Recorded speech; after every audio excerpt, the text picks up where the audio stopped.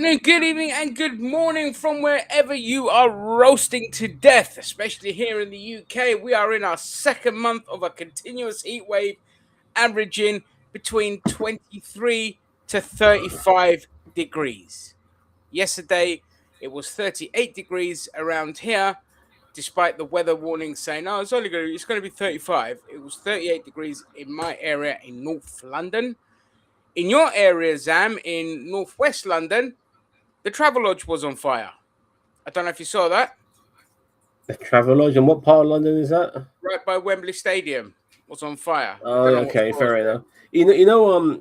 I didn't realize that, but I'm not surprised. I got an alert on my phone. Tell me you got an alert on your phone.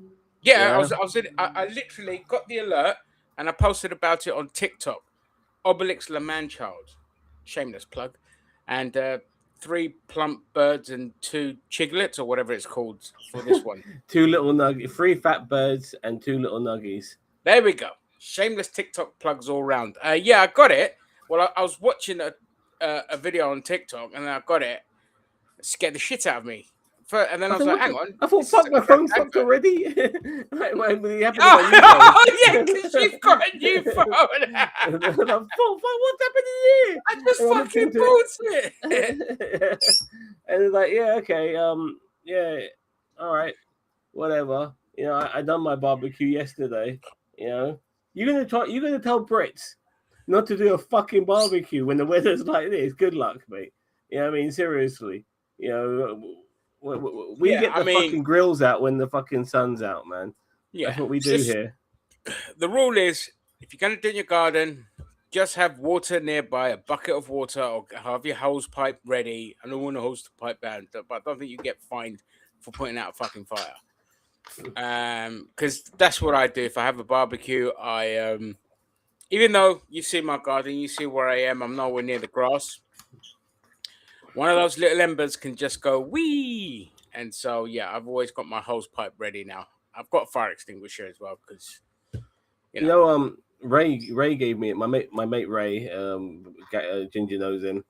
He gave me a phone call. He lives in an area called Andover, and he just finished watching Spider Man, a brand new day. He wanted to talk about it, and as he was walking, um, he showed me the surrounding areas. Him being in the sticks, he's in the fields and stuff, but it was so lush and green. And then I realized because he's like around rivers and stuff, so it's keeping Oh, it's keeping it's everything nice and lush. yeah, but as he started to walk away from that, it turned into the Sahara.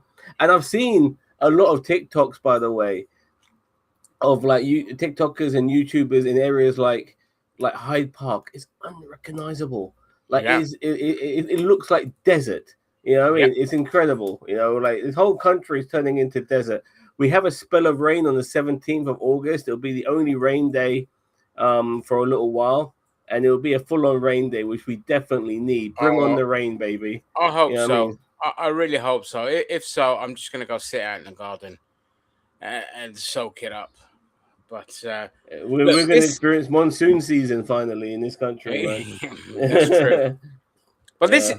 this weather, this is what I call quilt season. So, for those that may not know or not know, I'm a bit of a clean freak. I'm a bit of a domestic Danny, and so I take after my parents. They're both the same. At uni, people hated me because I insisted on everything being clean most of the times. I didn't care about your room, but the rest of the house had to be spotless.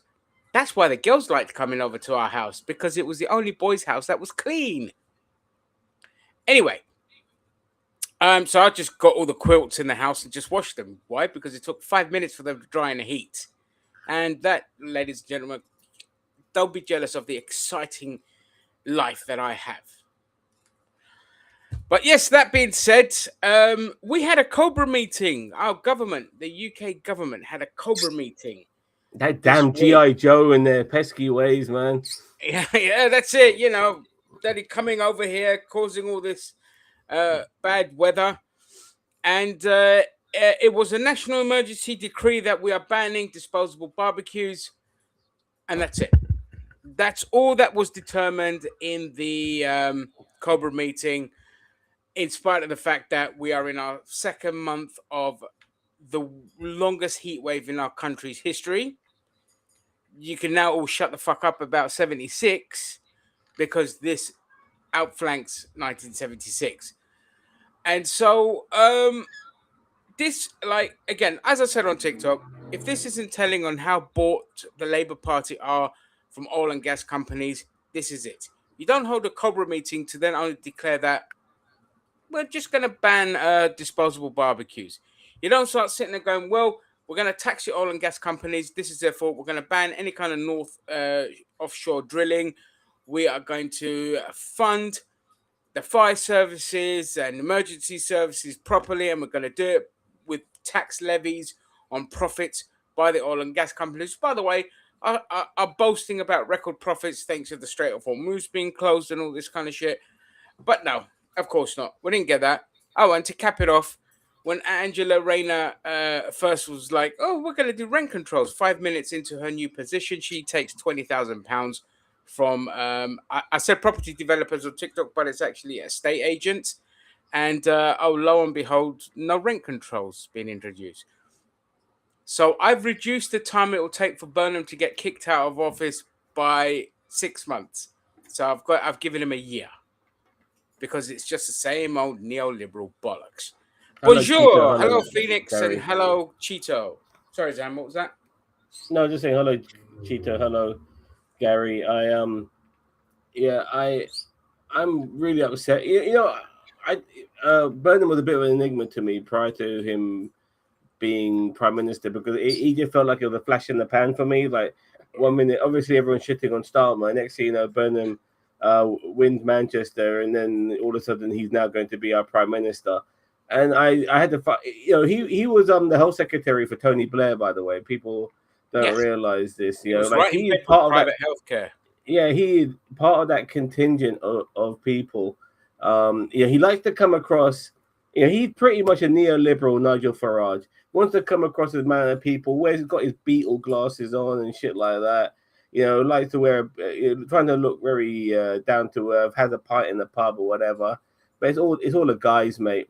It's all the guys to ruse to fool people into believing that he's an alternative.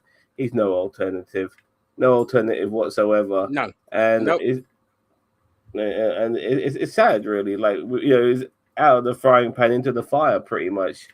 With someone like Berman, totally uninspiring, and reducing the bus fares and stuff. It's all great, but it's smoke and mirrors, man. It's the bread and circus show. Here's the bread while we continue the circus. I'm not buying it. I'm not buying it at all. So what people need to realize is this is what the UK is a failed state. It is no longer a functioning government. It is a government for the corporations and for the rich. That is all it is. And the evidence is that couldn't be clearer than in Lambeth, where the council and the locals blocked plans for a data center to be built on top of land that was dedicated to be new houses, 150 council houses, and some affordable flats. And then 2 minutes in, Burnham's government overrules that decision made by a local council, missed the devolution of allowing more local councils to have more say over their budgets and their area, overrid that to build data center there. This is the definition of a stateless society where the rich are given carte blanche and gifted everything that they want, and the people's considerations are not taken into it. Now, I've also said, we're right. Listen, Cheetah, whatever's happening in the US is happening here. Everything. We love to copy you guys, man. Yeah. We copy you guys like it's going out of fashion. We're told to do whatever going on in the US because, like I said, it's not what we want. It's what the billionaires want. And we just, he was talking about nationalizing the water. Who does he put on to oversee that process? a guy who lobbied for private water companies and showed them how to skirt regulations so that they can pollute our waters. And now all of a sudden, the talk of nationalization is off the table, and he's just sitting there with blustering and blowharting about, oh, this is an outrage that they want to raise our water bill yet again, because that's what they want to do. 4 years ago, I was paying £200. Now it's gone up to £600. That's fucking ridiculous. That is unacceptable. And now I'm starting to get really fucking pissed off because the English are so passive. They're such pussies. The only people that go out and protest are the racists who protest over nothing and the middle class who only protest about Palestine. And commendable as that is, we now all need to be coming out and protesting relentlessly about climate change and the cost of living. And it needs to be the rest of this fucking summer out there every day in the evenings, because it's a bit hot, protesting, nationwide protesting, complete strikes until they actually take action. Because we're literally talking about our lives here. We're talking about our lives. Our food supply is fucked. We are at 70% drought in this country. Like, we don't take Unheard of. anything serious. Yeah, we don't take anything. Do you understand? England was notorious for being a country that just pisses it down during the summer. I've even said in past podcasts that it doesn't rain enough in this country anymore. And lo and behold, now we are in the longest spell, at least in the southeast, to have ever experienced to gone without rain. It's been 2 months. That's fucking insane. Why? Yeah, Of course, you'd take him, Gary. Of course, you'd fucking take him. Of he's a course, you do. Mancunian. It's Mancunian, but also because you'll take any crumb, and in fact, no offense, mate, you are endemic of what I fucking hate about this country. Because if you look at it now, the Greens have Easily dropped in the pleased. polls because Burnham comes along, sprinkles a few crumbs of still neoliberalism, and you're like, yeah, that'll do me for now. I'm happy with that. Let's see how this goes. And then a month into his leadership, and he's already shown you every fucking sign that he's not fundamentally going to change. But people That forgot data's about the Greens. You know what? I'm glad you mentioned the data set, but there was something on my mind regarding Burnham that I wasn't able to remember, and then you reminded me. The data centers, man. What the fuck? What is it with these data centers wanting to be popped up everywhere and making people's lives miserable? They're noisy, they're loud, they pollute, it causes pollution. They use up loads of fucking resources of various types, you know. And Burnham, being a Labour guy, is supporting this shit. It's just, oh man, and it drives me nuts because there's always an alternative, but people keep going back to what they know. It's always the better the devil they know. We're gonna go back to Labour again, and we'll go with the Conservatives and even Reform, which is pretty much Tory 2.0 with the amount of fucking Conservatives in that party. They're only appealing because there's a whole bunch of fascists in this fucking country who's blaming immigrants for everything. People on our side, unfortunately, Penny, are just too lazy, man. They don't want to do anything. No. Or people who are not even necessarily who don't realize that they are on our side because they're just apathetic beyond belief. They don't realize that they could make a fucking change. If they just went out and voted and took a stand. But some people's lives are even after all this shit, some people's lives are just too comfortable for them to give a fuck. Yeah. That's my issue with this country is the English public has Stockholm syndrome with neoliberalism, and I get it, but they shouldn't have it because it's 50 years of brainwashing by the Murdoch media with Thatcherism, and this fucking country, just as soon as they get a twat like Burnham, they just fall back in line, and it's just more neoliberalism, and then they scoff at the Greens.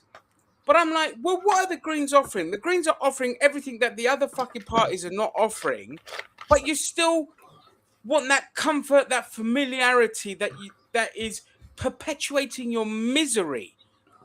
And the other thing is as well, if it wasn't for if it wasn't for Polanski, Keir Starmer would still be in. If it wasn't for Polanski, Burnham wouldn't have held that Cobra meeting. So he's still effective. He's still putting pressure on this government to act. But we need the fucking public to put these cunts back up on the polls. This is unacceptable. They're still winning by-elections. They're still doing well. But the public needs to realize that, yeah, you know what? Maybe we should go for the Greens. Fuck it. This is an emergency. I mean, we're literally in a fucking heat wave. And people have allowed for the polls to drop on the political party with the great big green logo with the leaves on it called the Green Party. In a Yeah. situation like this, who the fuck do you think will be the best to handle this scenario as well as winter scenarios? Because it's not just heat waves, it's climate extremes. If I was in charge of the Green Party, I would basically offer all the economic policies that the Greens still offer. But when it comes to maybe saying, I'll just pretend. I'll pretend, go, you know what? You know those trans people? Yeah, we fucking hate them. We're gonna throw them under the bus. Okay, right wingers, you want to join us now? Look, we'll give you universal healthcare, or we already have that. I mean, but we'll give you all the benefits of socialism, but we'll shit on anyone who's left wing. And in the moment we get in power, we'll do what like most politicians do, is not fully go through with all our agendas and actually support fucking the LGBTQ community instead, and say fuck you right wingers, enjoy all the fucking social enjoy all the policies that we're going to be giving you that will make your life a lot better, but we're not going to crap on gay people after all. Something along those lines, because I don't know how else we're going to get people on the opposite side to vote for us unless you're only gonna get them on your side when shit starts personally affecting them. No, but they'll blame someone else, man. They're always blaming. They're always going to blame the boats. They're always going to blame immigrants. Always. They'll blame and all of that, but what they end up doing is not going out to vote, and that is the best scenario you can hope for, because that's what's happening in the States. Okay, in the States, MAGA are just not going out to vote. They're not switching sides. They're just not going to go out to vote in the midterms. And that's the best case scenario we can offer here. Hey, guys, welcome to the stream. All right, guys, how you doing? I thought instead of just putting in things in chat, I'll just come and speak to you directly. Because the problem is at the moment, like, everything you said is right, by the way. I mean, like, I live more up north than these two. And at the moment, the heat up here is ridiculous. It's like that on Flame Yoko. Yeah. And it's been like... Yeah, I mean... that for... Sorry, go on. Since at least, end of May, June. And as you were saying before, it needs that Spider-Man yesterday. And they actually had an advert about, that in 2033, the water might be all gone. I was like, holy fuck, what the fuck have we been doing? Like, it's like, it rains all the time in this country. What do we not like put it somewhere, or do we not have like good recycling? I mean, like, what is going on? And the thing is that like, the reason I said that Burnham is a good thing is because he keeps Farage out of it. Because imagine if we had Farage, this stuff gets worse. And it gets a lot worse. Because, like, you think that guy's really going to do, like, anything like, I don't know, like food like rationing or anything like that? No, he's going to blame the Johnny Foreigner because that's his playbook. Yeah, but the issue is when Burnham doesn't deliver in a year's time, that's just going to, because again, this country is not very smart. That's just going to fuel the resurgence in reform. Farage probably won't be there for that because he'll probably get suspended after the investigation, hopefully, if there's any sense. Hey, funeral friend. But it will still cause a resurgence. Even the fucking Tories will probably resurge in popularity. This is how stupid this country is. We have to, like, the youth are primed and ready, but it's going to take ages for them to have numbers to where they can affect change. And we need the rural youth, not just the urban youth, who are massively left-wing by 70%, but it's not enough. And they're just going to go for the fucking Tories. If reform collapse, then they're just going to be like, this Burnham sucks. Let's go back to the fucking cunts that put 14 years of misery on this country. Yeah. Like, I'm I'm at breaking point. I am so stressed with everything that I'm just sitting there like, mate, I'm telling you now, if I win the lottery, I'm fucking off to Spain. I'm not going to Greece or Cyprus. Fuck those Zionist cunts. To live. I'll go on holiday. But I'm not fucking moving to those countries. I'm going to go and get my passport from those countries, then I'm going to fuck off and live in Spain. Because I've had it. I can't take it anymore. It's shit. That and, you know, I want to live near a beach, but that's not the point. What's this you put here? Who the hell's Jason Array?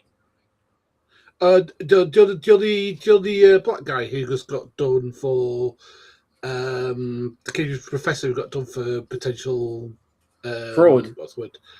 Yeah, that guy. He was like the guy with the dreadlocks. Yeah, the compulsive liar. Yeah, All this shit about him. He almost died twice. He found dead. Yeah. Holy shit.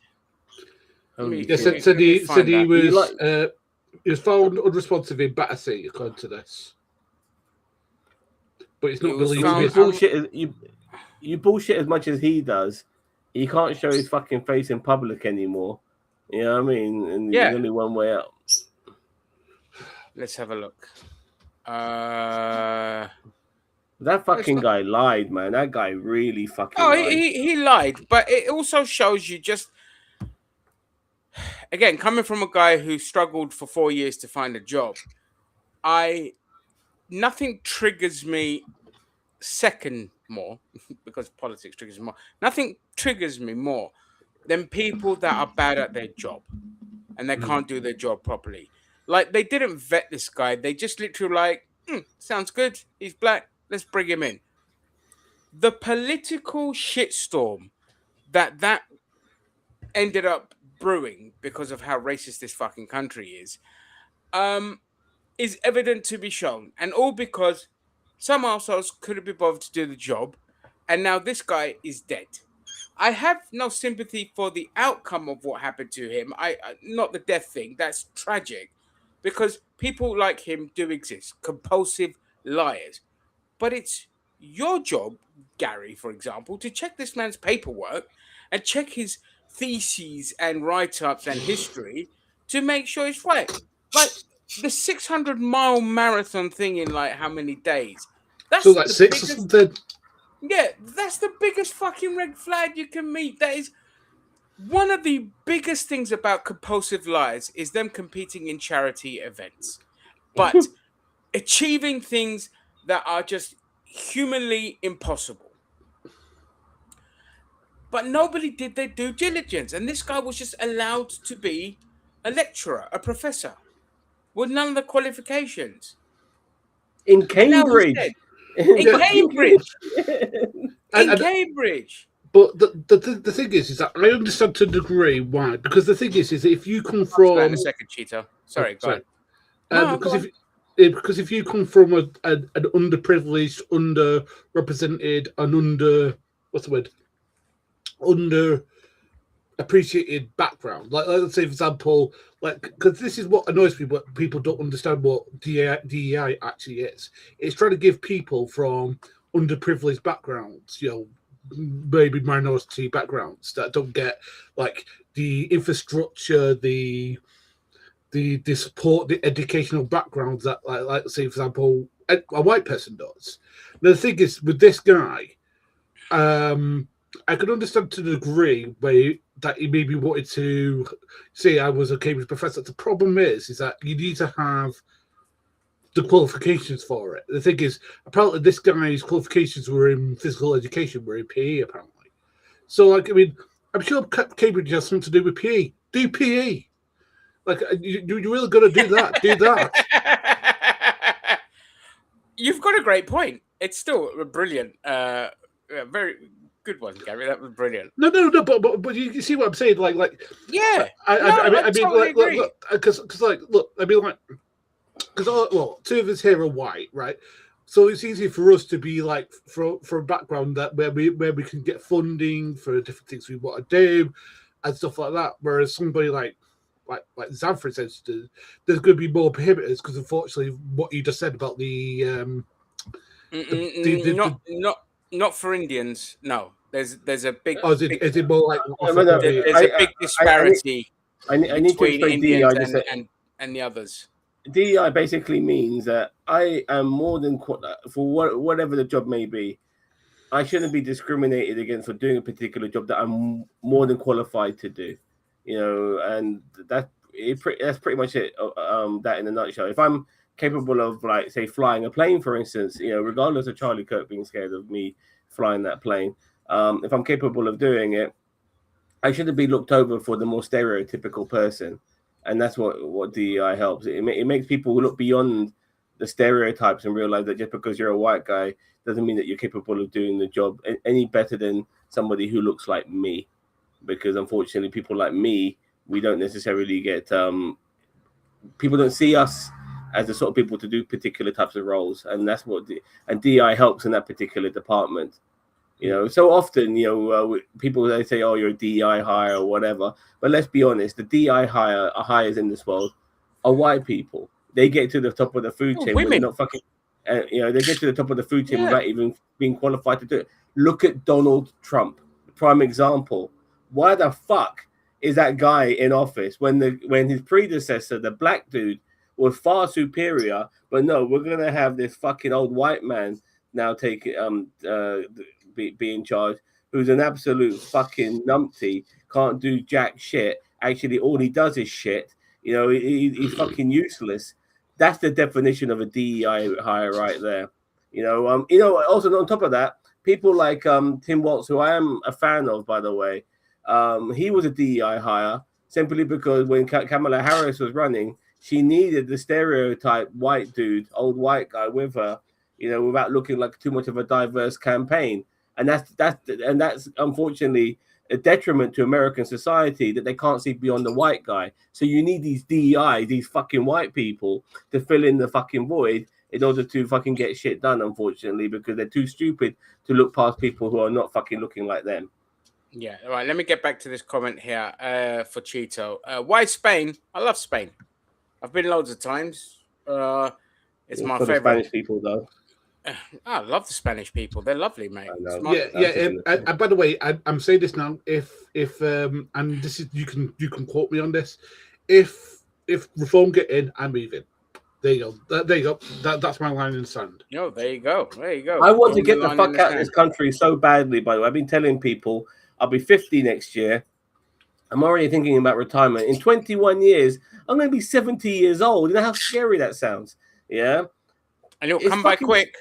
It'll become by really quick. I want to get the fuck out of here. I want to fucking, if I can sell my house eventually at one particular point for maybe over £1 million, half of that money will go to me, half of it will go to my brother. I can then fucking go to Thailand, buy myself a pad for about 50 grand or whatever, bang fucking trannies till my fucking heart, till the cows fucking come home. My heart stops or whatever. I mean, I'll be in fucking bliss. But if £500,000 can keep me going for the rest of my life out there, I'm not so sure. You could just be a cabbie out in Thailand. I don't really want to work. I just want to fucking wear t-shirt, shorts, and just chill. You know what I mean? Yeah. Maybe eat an edible now and again and fucking have a pint, and that's about it. You know what I mean? Yeah, fair. But yeah, I mean, Spain is just an amazing country. There's so much to fucking do around there. The history is amazing. It's not nice history, but it's still amazing history. I understand a lot of Spanish as well. I can speak a little bit, but I need to keep on top of it because I don't and all of that. But yeah, that's it. Like, this country's dead. It's fucked. Like, if I said it years ago, if Greece wasn't fucked, I would have moved to Greece. You know what I mean? I would have just moved to Greece. I would have had a happier life out there. But Greece and the UK are in synergy with fucked, because both countries are deep-throating austerity. One is by choice, the UK, and the other one is because of the fucking Germans and, Deutsche Banks and all this kind of shit. And so they're perpetually fucked, and everything's getting worse in both of those countries. And I'm not going to Cyprus because it's right next door to bloody Israel, and the fucking... No, thank you. Gary. But the thing is that whenever anybody proposes anything reasonable in this country, we attack them. Like, look what happened to Gary Economics. I keep on talking about this guy. Like, the guy just did a documentary, and then, like, my bloody brother-in-law sends me the video going, oh, that's just populist cat trap. No, it's making people pay a reasonable rate so other people can have more, because that's the way it works. For other people to have less, somebody else has. For somebody else to have more, somebody else has to have less. That's the way that capitalism works. For socialism to work, people have to have reasonable rates of tax depending on their income, and people don't understand that. And they're like, "Oh, this won't work." Yes, it would work. It has worked, and it will work in the future. It's just that the people who tell you it won't work are rich people. Yeah, but what annoys me is stupid people. Let's take your brother for example. Chime in like they fucking know Brother-in-law. anything about economics. Is it You know what I mean? A brother-in-law. Sorry, brother-in-law. You know, they chime in like they know anything about economics. We have dickhead politicians that go on TV talking about we have to balance the budget. We have to do this. Where's the money going to come from? They talk to you like an economy is a household budget. That's not how that works. No. China has rebuilt its entire country from top to bottom in the last 30-something years. And guess who paid for it? The Chinese government paid for it. It is an investment. And look at China's economy now. Look how amazing they're doing. The upward mobility, the absolute crushing of poverty in that country. They got rid of poverty. They got rid of it even in fucking Vietnam, of all this. And they just invest in their country. Here, what we do, we just give it to shareholders. We just give it to the rich. And then they have idiots like your brother-in-law or the media who come on and defend anytime there's ever any talk about taxing the rich, it is like Odysseus chained to the boat, screaming to try and follow the sirens. That's what it's like to them. It is ridiculous. And I'm only saying that because it's a meme that's going around now, and that's a meme. I can't take credit for that thought process, by the way. No, it was in the film, but it's in the film, but it's also a meme going around. Like they're saying every time billionaires, we talk about taxing billionaires. At the bottom, it's like idiots with no money, and it's just Matt Damon screaming, you know, and all this kind of shit, like desperate to defend them and all this kind of shit. The other thing, Paddy, that we've also got to think about is the mouthpieces for the people who talk about infrastructure. Because, like I've watched at least 2 videos this week about speaking out about renewable energy or new energy or like like newer clean energy, and people going, "Oh, we shouldn't have it. We should get rid of net zero." Hang on a second. We've had literally back to back to back 3 of the hottest summers on record in this country. And it's only going to get up. I mean, people are saying, the weather people who know more than I do, I say that it's only going to the temperatures are only going to get up as we move further in years. And it's like, instead of taking that as a warning sign it is and going, let's invest in renewable energy, because look, the thing is, we know that all these talking points are coming from oil and gas companies. Yes. We know this. They pay people. They even pay influencers. They pay podcasters. They pay the media. They pay this government. 500,000 this government has taken from these bastards. Okay. And they peddle the same lies over and over and over again. And you can track the correlation of it happening. If you go back to the 80s, where everyone was becoming a lot more climate conscious because of the hole in the ozone layer, and up until the mid-90s, there was a conscious effort to start building towards a greener future. Then, in the 90s, the oil and gas companies were like, oh shit, this is going to affect our profits. So they flooded with money and bribes and all this kind of shit. And in the mid-90s, you start to see the conversation shift and more misinformation and lies being pumped into the media to where the point now where it's normalized. You can literally track it as it happens. You wouldn't get fucking Captain Planet today. There would be a seizure if you had Captain Planet. Yeah, Okay. My God. I mean, the thing is that what astounds me is that Cassie Planet was literally made by a billionaire, bloody Ted Turner. Yeah, because Ted Turner was a good dude. Like he made his billions, Paper. you know, through TV and through other businesses and all this And kind of shit. there's ways of getting rich, by the way, you for renewables, and that's the crazy thing. And these guys could easily convert if they wanted to. They are obviously doing so when it comes to, like, electric cars. Every petrol station has got fucking car chargers there now. They're capable of doing the changes. It's all there. But what pisses me off, and you mentioned earlier that we should be thinking about renewables. This is the future. We can't rely on coal and oil and gas forever. There is a limit on that. But renewable energy, recyclable energy, we're a fucking island. We have the capabilities of making so much renewable energy, wave energy galore. We could be making that shit, no problem whatsoever. We could be putting windmills everywhere. I drive up to Derby now and again. There's fucking windmills around those areas. They're magnificent structures and stuff. We should be putting them on all around the coastline, grabbing every bit of juices that we can. My God, there should be every farmers who are not being able to make money through farming. Turn your crop of land into a solar power farm. Grab every juice of sunlight that you can, put it back in towards the grid. We should be doing this as a way of keeping ourselves going for the future. And it's incredible that all of this shit's being ignored. We're trying to get every last drop of oil out of this fucking planet. It's ridiculous. Because this country could be 100% renewable. Mm-hmm. Okay, 100% renewable with no need for burning fossil fuels. It could do it. Like Zam said, with windmill farms, and we can use wave turbines as well to generate electricity. But of course, we don't do it because we don't even own our utilities. It's all privatized. So if we did that, there's two things though. Even if we did do that, it would still be privately owned, meaning you still get billed for it, meaning that the money will not be put back and invested. Thames Water is a prime example. They want to raise our bills again, and that's just for shareholder profits because they have to meet their quarterly profits and they're not getting that. This is ridiculous.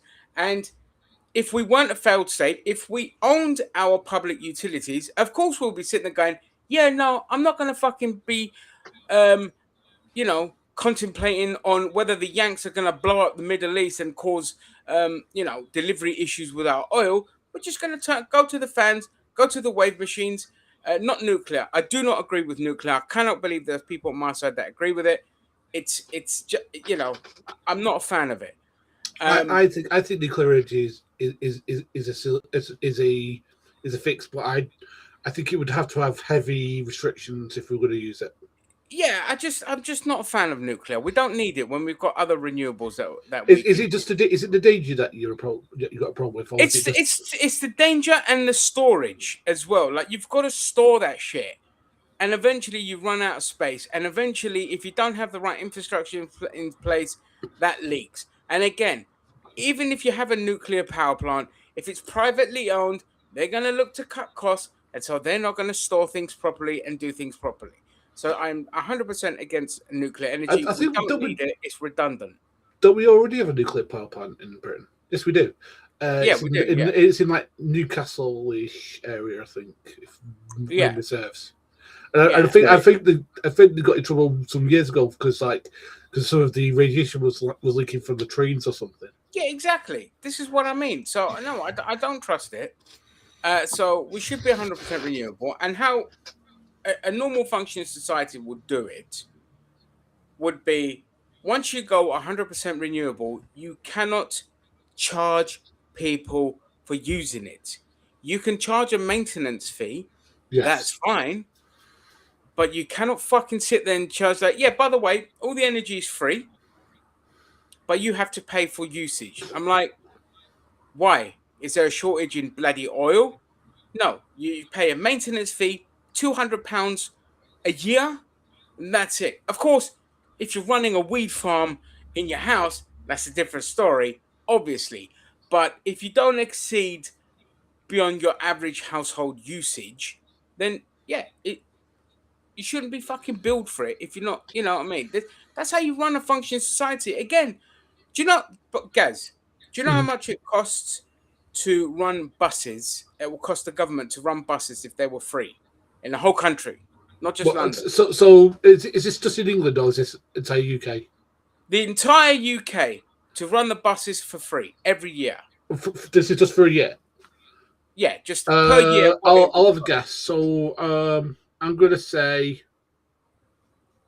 maybe 10 million, maybe. well, no, not that little, but No. 2 billion. 2 It'll billion. cost 2 billion a year. Do you know what 2 billion a year is to a G7 economy? Not It's much. nothing.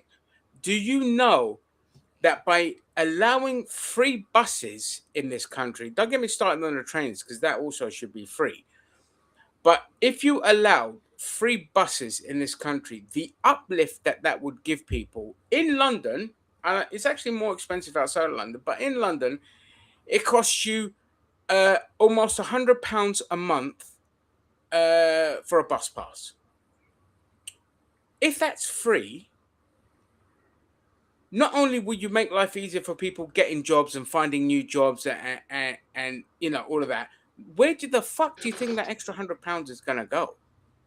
That's going straight back into the economy. That's going to lift people out of poverty, that extra however much that they save, and it costs the government peanuts. 2 billion is nothing. We spend 180 billion on our fucking pensioners every year, which they paid into because that's their pension. But just give you a comparison. Right, I'm just go to the comments while you guys talk. Sorry, I just want to say that I know my head's down and I'm looking at my phone, but there's a reason. As you guys know from my review, I got a new phone, but some of the stuff didn't get transferred over to my backup. I need to quickly do that. It's fine, man.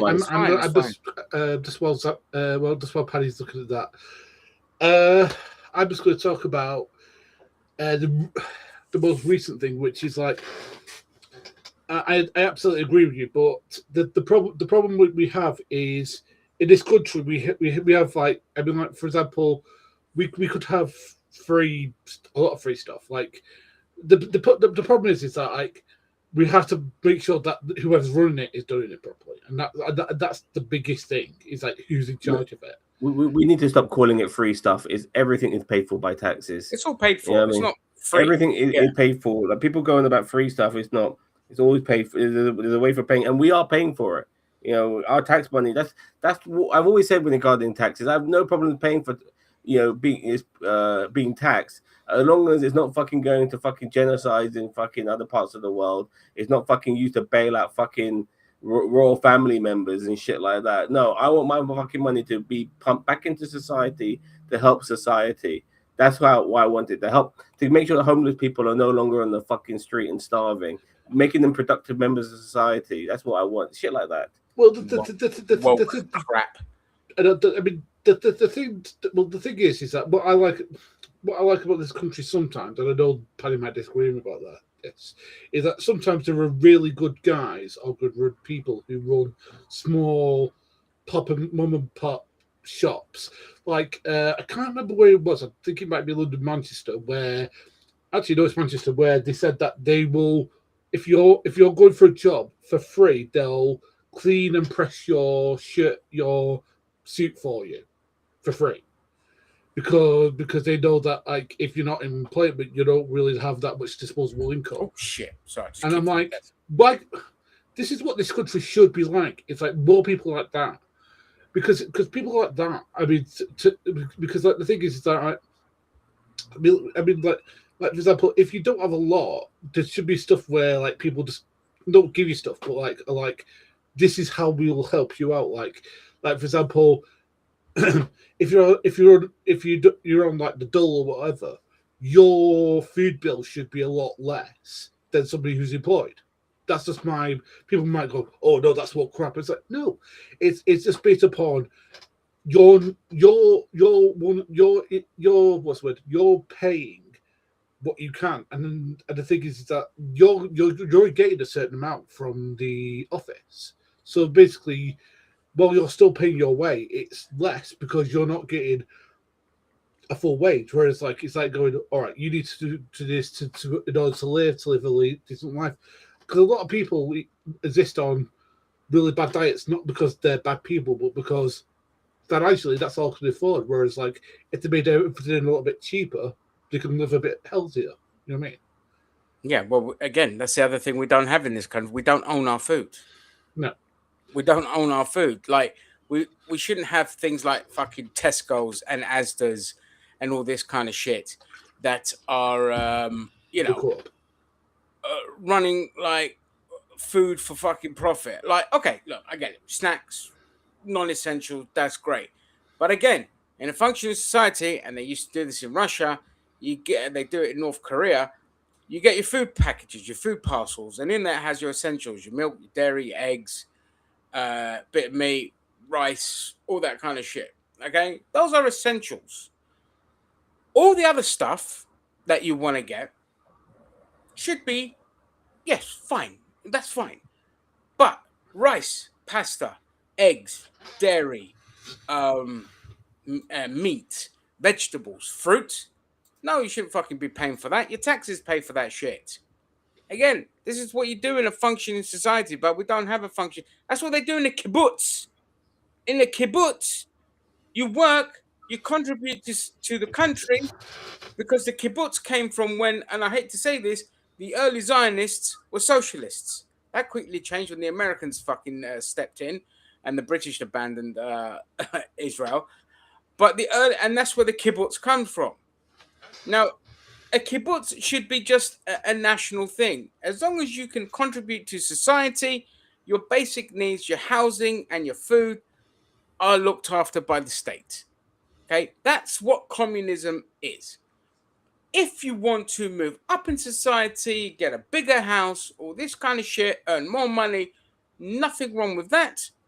You just get less in return. You get a mortgage. You still get your food for free. I'm not just because you're rich doesn't mean you shouldn't. You should be paying for your.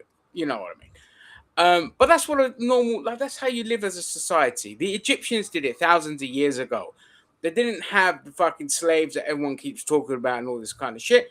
They had grain storages, and everyone got their portions every single day. But we commodified everything. Everything is for profit. And so this is where we are now. Hi, Bofools. Welcome. Yes, we talked about Justin our day. It's horrible. I don't know if he's committed suicide. That hasn't been confirmed yet. Just that he was found dead in his apartment. We don't even own the seed we make the food with here. No, Monsanto, Bayern owns the seed. You know, they own this. This is what I mean. Like, you cannot commodify essentials. Like, it's just, this is what a failed planet we are. Yo, mate, come and drop to follow. Respect the hustle. Actually, oh, fuck off. Well, these guys. Yeah, spam. I can't do it. Yeah, but I was gonna say, because today I was having a discussion with somebody about how do we change somebody from being a reform voter to being not a reform voter, right? And I said, calling them names isn't going to do it. You need to tell them what reform policies are, because I think a lot of people don't actually know them. Mate, they don't give a fuck. They don't give a fuck. No. I think they do, because like, I can't remember who. No, but they don't want to associate with gay people and trans. You know, if they would rather fucking live in poverty than improve the life of a trans person or somebody who looks like me. You know what I mean? Or equality. You give these guys too much credit, man. You know, because we've been hammering this message to them for years. But we're woke, we're socialists, we're this, we're that, we're the other. You know, these guys, they hate. They are racist to the core, a lot of these motherfuckers, man. You know what I mean? They that is paramount to them. You know, their white privilege means more to them than a better life. You see it all over the world. You see it in the States as well. You know. Yeah, but the point I'm trying to raise, Sam, is that is that I can't remember who the guy was. My memory's fucking. I'm going as I'm getting older. The guy went to Clapton, I think it was, and he went around and interviewed everybody that was there, and he asked them like, "Do you agree with this policy?" And they went, "No." But do you agree with this policy? No. He said, "This is the policy that literally like but reform have," and it was all like the workers' rights. I and saw stuff that the like guy that. with the British Union Jack suit. Yeah, I saw that too because but you could then look, you could lead a horse to water, but you can't make him drink, and that's it right there. But the moment the moment Farage comes along and goes, all right, everyone, I'm Nigel Farage, I hate foreigners. Oh yeah, that's our guy. That's it. I'm going to take away all your benefits. Well, I mean, that's not, anyway. The thing is as well, because far right messages are short, sweet, easy for morons to understand, people latch onto it. And when you're uneducated and lazy to see what's actually going on just in your country, don't even have to look around the world, just to actually understand what's really going on. And you think they would understand after every fucking comedian in the 80s and 90s told you about Thatcherism, for fuck's sake. But you don't, because the guy here is coming over and he's like, and the thing is as well, as I said before, it's the fourth biggest issue for reform voters is immigration and the boat. Okay, they are all on the same fucking wave with everyone else: housing, jobs, cost of living crisis. But the cost of living crisis is the number one issue across the country. When I had the Green councillors come to my my ward for the local elections, they weren't councillors yet. They spoke to people, and not a single one of them mentioned boats and immigrants and all of that. Yes, I live in a multicultural society, but there's a fair chunk of mixed bags of everything around here. And the number one issue was cost of living. Second was housing, i.e., rent prices and all this kind of shit. And the third was jobs. Those are the most important things. But like we said earlier, this country has Stockholm syndrome with neoliberalism. So the only way you will get people to fall in line is just to pray that they just don't go out and vote. Mm-hmm. That's it. I always say to right wingers, I said, if you stay home and don't vote, your life will be 10 times better without you having to do a fucking thing, because only the left will go out and vote. And all of a sudden you're thinking, oh shit, I can afford my rent. Oh shit, my house is actually free now. Oh shit, this, that, and the other. And all you had to do was stay the fuck home and not vote. That's the only way you're going to affect change, is by getting idiots to stay home. No, I agree. But the thing is that like people that I know, you're like, I'm not going to name names. You mentioned your brother-in-law, didn't you? Yeah. I mean, how are you going to make that fucker change? You could offer him all the fucking Zach Polanski policies and everything, and sugarcoat it or whatever. Exactly. So even though these things might end up being better for him, fuck it. I can't. It's the other stuff that they can't handle, like the trans rights, the gay rights, all of this shit. He doesn't like trans rights either. He thinks that he's just whatever vibes that fucking brigade of cunts are talking about, like the Farages. He'll jump on that bandwagon. It's as simple as that. Today it's trans people. Tomorrow it's fucking amoebas arseholes that he doesn't like. The week after it's going to be blind hatred towards llamas. Whatever they tell them to hate, they're just going to hate.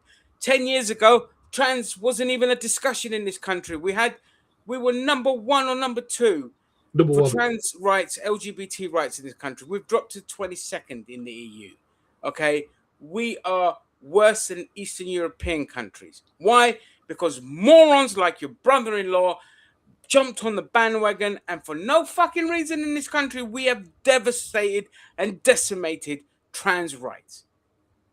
Instead of, if it was up to me now, I would treat this trans talk as not just hate speech, but fucking terrorism. If they could declare Palestine action as terrorist, then you could talk about anti-trans hatred being terrorist speak, because that is what's happened. The anti-trans rhetoric has caused a spike in suicides, in attacks, and you name it.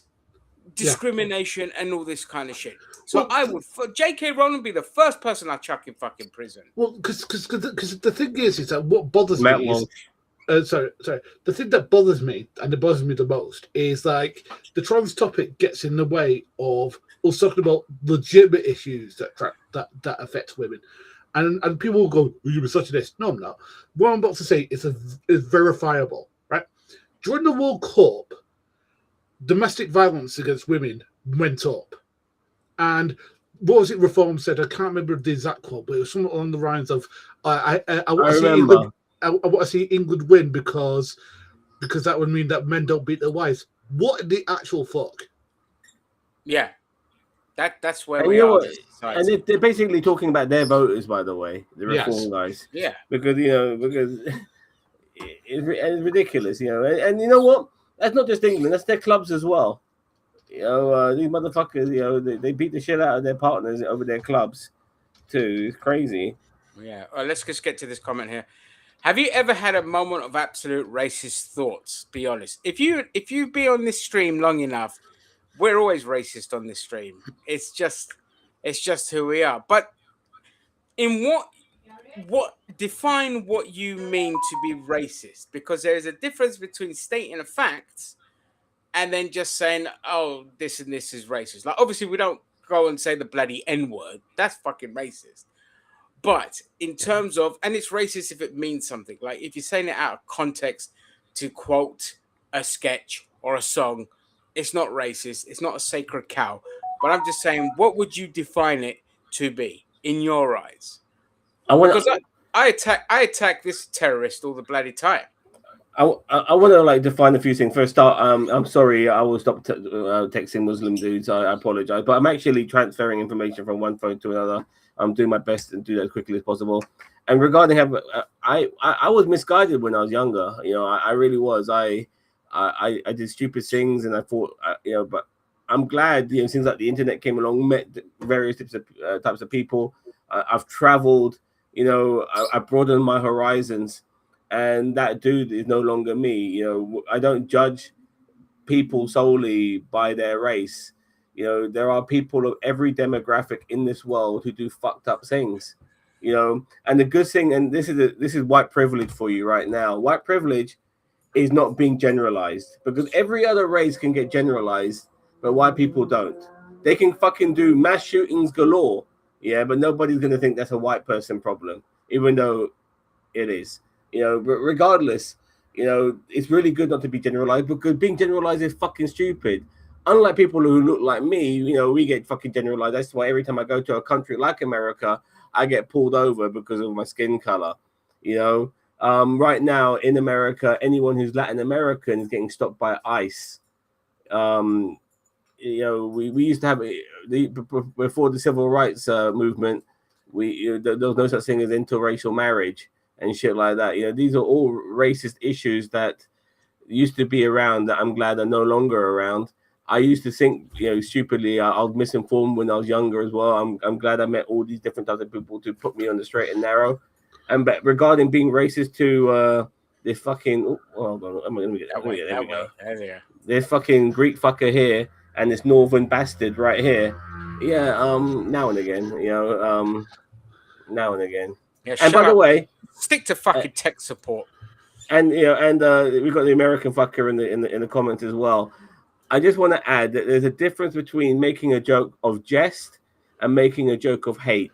And you can tell from the right wing and conservative, like that Tony Hinchcliffe and stuff like that, when they make comments about certain demographics, it's coming from a place of hate. When I call Ginger Greek and Gary certain words, about where they're from, like northern bastard, Greek bastard, whatever, fucking pie and mash eating motherfucker, fucking Masaka fucking bitch over there. Regardless, it's coming from a place of jest, but I don't hate these people. I don't hate them at all. But I want to make fun of them. That's what we do. We poke, there's a friend of mine I make fun of for being gay, but I only make fun of him personally for being gay, but I don't want to come across as being homophobic, considering even though I'm bisexual myself, I only make fun of him for being gay and mono. That's it. Yeah, and the thing is as well, look, all three of us here are very left wing, but we're not wishy washy twats. Like, Yes, not eggshells. people need Yeah. to understand there's a fundamental difference between firstly the American left and the rest of the world left, but also actual left wingers compared to, say, mostly liberals, which are centrists, that do the whole like, oh, you said something, you misappropriated the term, I will destroy you kind of thing. No, look, and the thing that annoys me as well, a lot of people that talk like that have grown up in very Conservative. not conservative in that sense, sheltered life where they haven't experienced other races. Now, I grew up a mixture of where I am now and Tottenham has a high, Caribbean and African, And Jewish. Well, Jewish, yeah, but we didn't really mix with the Jews. They segregate themselves. What can I say? I'd love to. The Orthodox ones, yeah. They segregate themselves. Hasidic ones. But so I grew up around like black culture. I grew up around that kind of, as well as Turkish, Greek, Asian, and all this kind of shit. But that's just normal for London. It's not like this like revelation of wokeism. You're just your fucking neighbors. If you look at my street here, next to me, Filipinos. My other neighbors, Guyanan. The ones across the road, Mongolian, Serbian, Nigerian, Congolese, English, Turkish. That's just normal here in London. So you grow up in it. And within that, you generally talk to each other like human beings. Like you stereotype each other's aspects of each other's culture. Like for Turks, we always talk about, kebabs, take the piss out kebabs, chili sauce boss, always boss this, boss that. We call boss man, yeah. Boss man. We call them Mongolians from Greeks as well, because we always take the piss out of them and all this kind of shit. And that's just how it goes. With black people, again, the joke over here is, it's not really a joke. It's more of sit back and watch the fireworks when you have, say, someone from Ghana and someone from Nigeria. Is you just to piss them off? You're like, oh, who does the best jollof rice? Yeah, I knew you were going to say that one. You just sit back and watch the fireworks. You know what I mean? It's funny as fuck, but that's how it is, guys. Yeah, because by the way, Emil, you grew up in South Africa. That is rough as fuck. Anyway, because I can be. How old are you, Emil? By the way, did you grow up during apartheid? Sorry, I'll wait for you to. But anyway, I'll talk about my own background, right? Because the thing is that I grew up in the mid to early 90s to mid to late 90s. So this is a bit shameful to admit now, but I'll admit, we grew up with a lot of secular homophobia, because that was the back end of the flaming AIDS crisis, and people going on about gay people wanting to go to people's toilets and fuck them and stuff like that.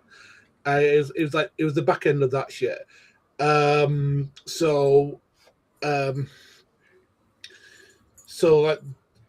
thing is that I when I was growing up, if you were gay, it was the worst thing possible. If it was something bad, you're gay. And then I was because we have a pretty big gay village in Manchester. It's proper Well, you're the only gay in it. Yeah, no, but you know what I mean. It helps this demystify gay culture for you. I mean, again, I didn't really know about trans culture until recently, and I just listened to what other people in that community have talked about, and it helped me understand the pain they go through and stuff like that. And when it comes to race, I come from a very white area, but I have dyspraxia. So I would go to this place where I was with a black guy who had dyspraxia. Now the thing is, what opened my eyes was we'd go somewhere and he got treated like shit because he's black. But I didn't get treated like shit until people do that as dyspraxic. I was like, well, hang on, this guy's really nice to me. He's always friendly. He's always saying hello to me, and we always shake hands. He's always giving me hugs and stuff like that. So I was like, this guy's pretty sound. See, and that's the way that I judge people. Is I judge people by how sound they are. I don't. Yeah, I mean that's what it falls down to. You take a person as their character. We still take the piss out of each other, but you don't automatically think black bad, scary. But I want to get to Emmy Lenting. Sorry if I got that wrong. Thing here. So even white can you kids tell us how to pronounce your name, mate? Sorry, this is not Emmy Yeah. Lenting. In my time, I generally listen. I don't know any white South Africans that aren't racist. I've met plenty of them in my What about time. younger ones? Okay, and they're fucking racist. Even, and this was after apartheid had ended, as well. Elon Musk, mate. It is, Elon Musk, a good example. Yeah, but he's post apartheid. I mean, his parents got rich off. They got rich off apartheid. Example. Yeah, absolutely. Yeah, I love beating white-only schools in high school, especially in Afrikaners. Beating them up or beating them in like academics and sports and all this kind of stuff. Either way, it's great. Yeah. A lot of these motherfuckers, they're refugees now, man. They're going to America, the land of the free, apparently. Well, yes, that's right. We left South Africa and went to America because white genocide. That was a terrible accent. I used to be able to do a South African accent, but because I don't have my South African friends anymore. You can do an accent because he doesn't have a flavouring South African accent. Yeah, exactly. Sports. Okay. Well, like I said, even if you beat the shit out of them, either way, it's still good. Like I said, we used to beat the shit out of the NF here in the 90s when there was a resurgence of the bastards. Then, they used to like how the NF used to function here. Is they just used to drive around in a transit van. Any black or Asian person they saw, they'd stop the van, get out, beat them up, jump back in the van, drive off. But the thing is in here, Emmy, is that like in the UK, is that we have a lot of media. This is the argument I was having with people today, is that like people don't understand that. Like, you see, I don't blame the people who get sucked in by the reform. I blame the industrial complex that we have, because we have. I mean, let's take away newspapers because they're owned by billionaires and the ruling class. I'm angry at the BBC because the BBC is supposed to be impartial, and I know I'm going to get shown up by Penny, but I think people always don't know that the BBC is impartial. The BBC has never been impartial. No, they say they're meant to be, but I think it is. But the thing is that they're not. You look at, for example, Newsnight, not Newsnight, flaming Question Time. How many times has bloody Nigel Farage or Zia Yusuf been on that program? It's more than flaming like Fiona Bruce sometimes. It's like the way they talk about Palestine, man, like that in itself shows you that they're not impartial whatsoever. Yeah, they've never been impartial. They ratcheted it up when the Tories got into power, and they just put a fucking notorious Tory Zionist as the head of the committee of the BBC. But even then, they've had to come out and apologize about their coverage of Palestine. They've actually admitted that they favor Israel over it. But that was evident from the start. Like when the protests were coming out, they weren't calling them protests against genocide. They were calling them pro-Hamas protests. And the BBC had to apologize about that. The BBC has fired God knows how many people who have a pro-Palestinian stance. We never in this country have what I would call an unbiased media. They all favor the establishment. They all favor the status quo. It's as simple as that. That is not just me saying that. That is a statement of fact. It has been proven time and time again as well. It's just how it goes. Now, I want to get back to this white genocide that's happening in South Africa. Apparently, there's genocides there. There's also a Uyghur genocide in China, and the Iranian government slaughtered 10,000 of its people, apparently, too. Who told us all of this? The Zionists told us all of this, so it must be fucking true. Now they're even peddling some crap about ISIS and Spain. It's just every time they're just relentless with their bullshit. And do you know what cracks me up about the Afrikaners that left and went to America?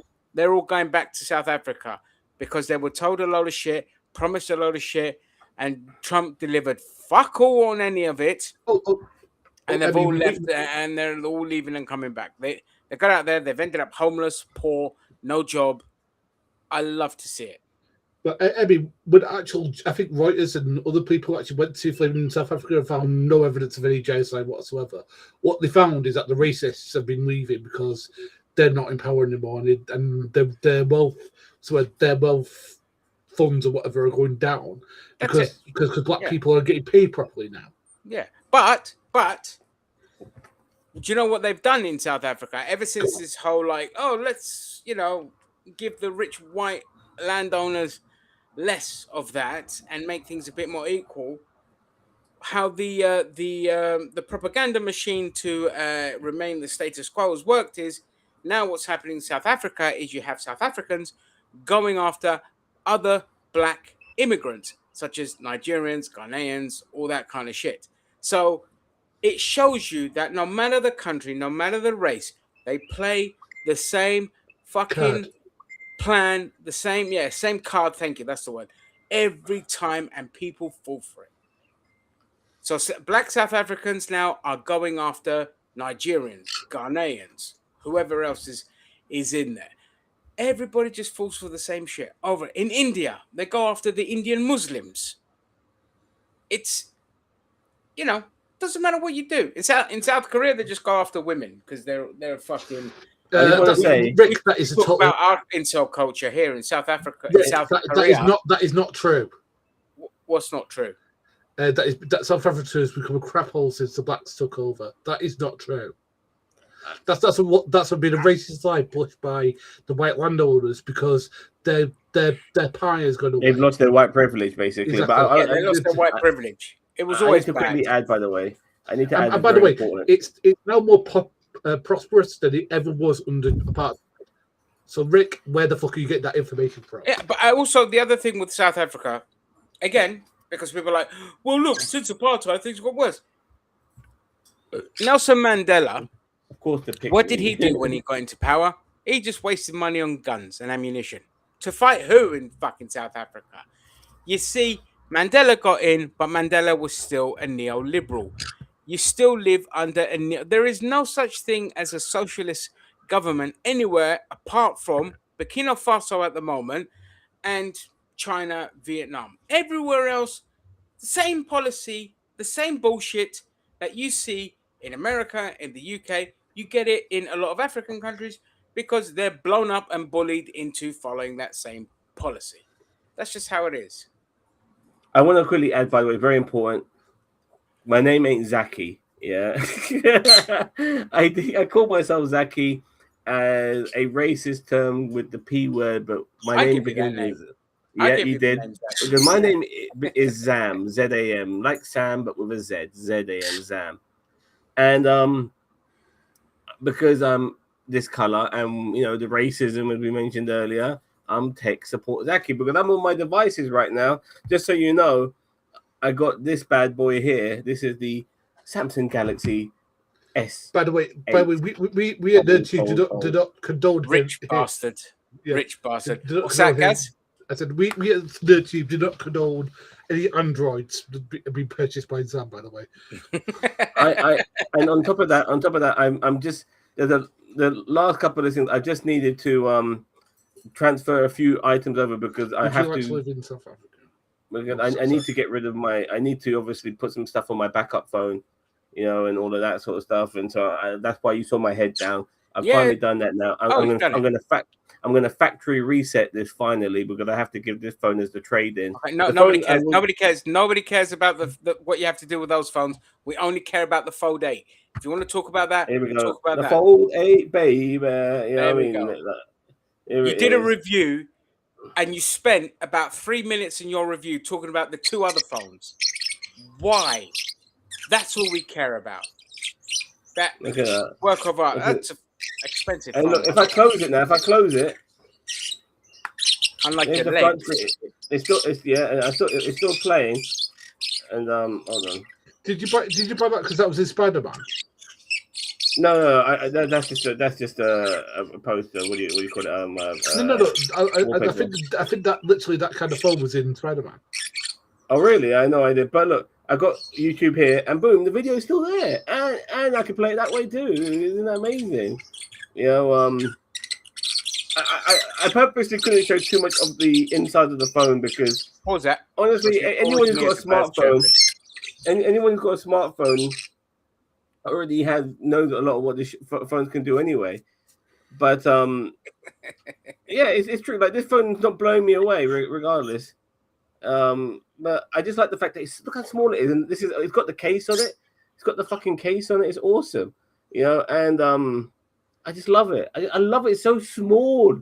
Oh my god! Look at the size of this. Look at the size comparison. You know what I mean? You really get it up your rectum now to see what's going on in there. That's what's good about it. You know. Yeah. So. Yeah. Yeah. I'm loving this. I'm loving this. That reminds me. Can't wait to watch porn on this. I really can't. You know what I mean? Yeah. I'm gonna do it both ways. This way and that way. You know, it's gonna be fucking awesome. Anyway, go on. So that reminds me of the old Nokia lipstick phone, and there was a video circulating of a bird, you know, sticking it, and then just getting a boyfriend to continuously call her. Do you remember the Nokia lipstick phone? I'll get a picture of it. I mean, they tend to work in bars. I usually define. And They've been Australians.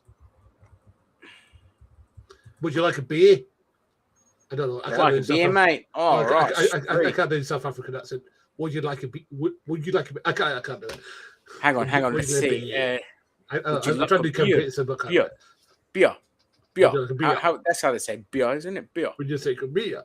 Yeah, yeah. So yeah. I've lost my South African accent. I used to do a really bloody good one. I blame the bastards for going back home. The one set of foreigners you didn't want to go home. Yeah, so I mean, yeah, usually they work in bars. Usually they used to work in bars in London. Now I think like they're in bars all over the They have diplomatic immunity. Like they'll go to walkabout. It's like, oh, well, I'm Australian, but I'll go to an Australian themed bar. Fucking walkabout. By the way, I had not a famous actor. I had an actor in my cab. I think on Neil Maskell. Yeah. Neil Maskell. Yeah, I looked him up. He was in Football Factory. He's in Football Factory. I have seen it. Yeah. Ginge? Yeah, I've seen it. That's the lipstick phone. The Nokia lipstick phone. Oh, I don't remember that fucking phone. Oh, Jesus Christ. Yeah. It looks like something the Japanese would be fucking using, not us. Yeah. You know what I mean? It was a very popular phone here in the UK. It was very popular. It got so popular that a bird shoved it up a thing and got a boyfriend to keep calling her so it would vibrate. Just saying. Lovely. But yeah, I had Neil Maskell in my car. He's the guy who played in Football Factory. He was the guy who played the dude who could somehow pull any girl he wanted. You know, even though he wasn't a looker himself, this girl found him attractive. That dude. Yeah, he's making a movie as we speak. So yeah, all right. Anything good? Go. He said he's making some sort of thriller to do with the North African London community. The North African London community? Dude, yeah. Terrorists. Donald Trump won't invade. Not Middle Eastern, North Africa, like Moroccans and Libyans. Same fucking shit. Whatever, man. They all look alike. Eddie, see, this is what we mean. Donald Trump doesn't even know where South Africa is. Yeah. He thinks it's in Egypt. Yeah, it was. We're gonna go to Greece war. It's near this place called Ethiopia. It's just sorry. Yes, it's Western Cape. Is that like a white, predominantly white part of South Africa? Sounds white. It must be. Sounds about white. Sounds about white. If they want independence. Oh, we got to be giving these black people the rights. It's our farms will be, we have to pay these pricks. I think it's about time we do some TikTok treasures. Yes. No fucking TikTok treasures, you lesbian. I'm joking. Yes, all right. Let me get the music up.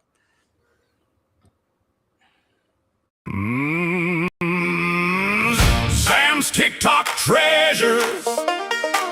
Right-wing buffoonery. Political pleasures. Here's a funny video for you and me. Another guy in a red hat, ranting at his screen, talking nonsense. What is that? The funniest thing I've seen. Sam's TikTok treasures, right-wing buffoonery, political pleasures, funny video for you and me. Now, I could cut that video down, but I don't want to. I just like the song. Yeah, it's really good. So, yeah, it's crazy. We only did this last week, but I've got a fair few clips for us. We ended on this one last week. Dominantly white and coloured. Okay. Now, some of this stuff we've already seen before, but it's good to relive it again. You know what I mean? Oh. So here we go. Check out this one. This is Abdul El Sayed just winning his thingy, and a Sky News reporter talking to him and him owning the thing. Abdul, Donald Trump seems to think you're a gift to the Republican Party. What do you say to that? I'm a gift to the state of Michigan, God willing, and hope to win this election. And he says, if you pardon the language, you're full of shit. What do you say to that? At least I don't let mine go in the middle of the Oval Office.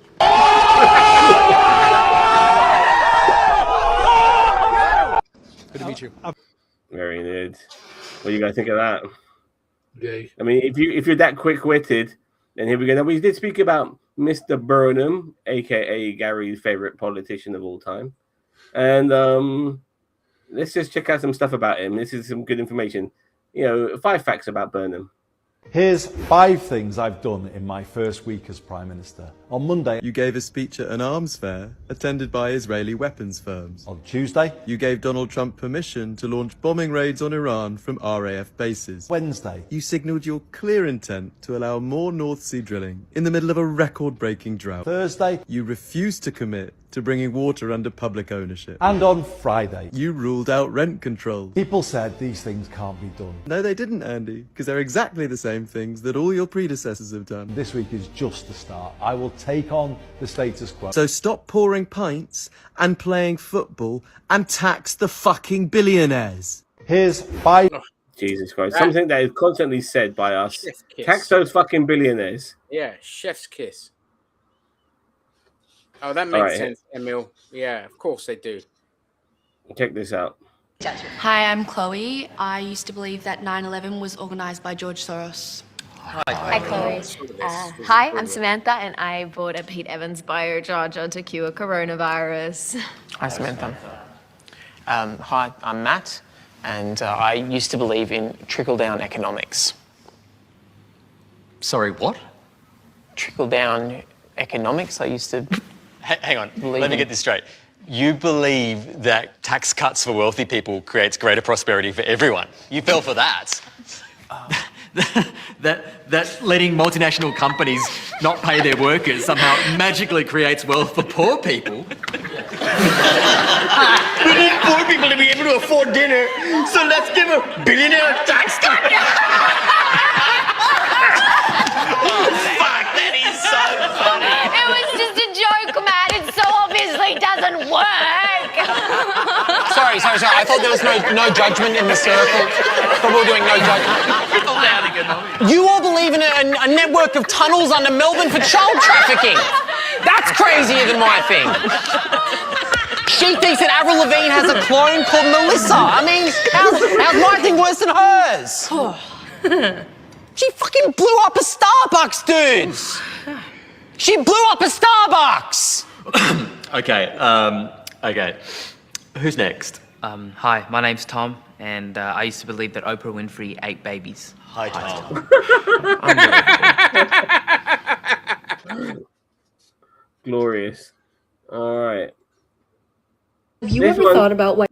This one is a bit more thought-provoking. It's about actors, method actors, men versus women actors. I thought it was interesting. Check it out.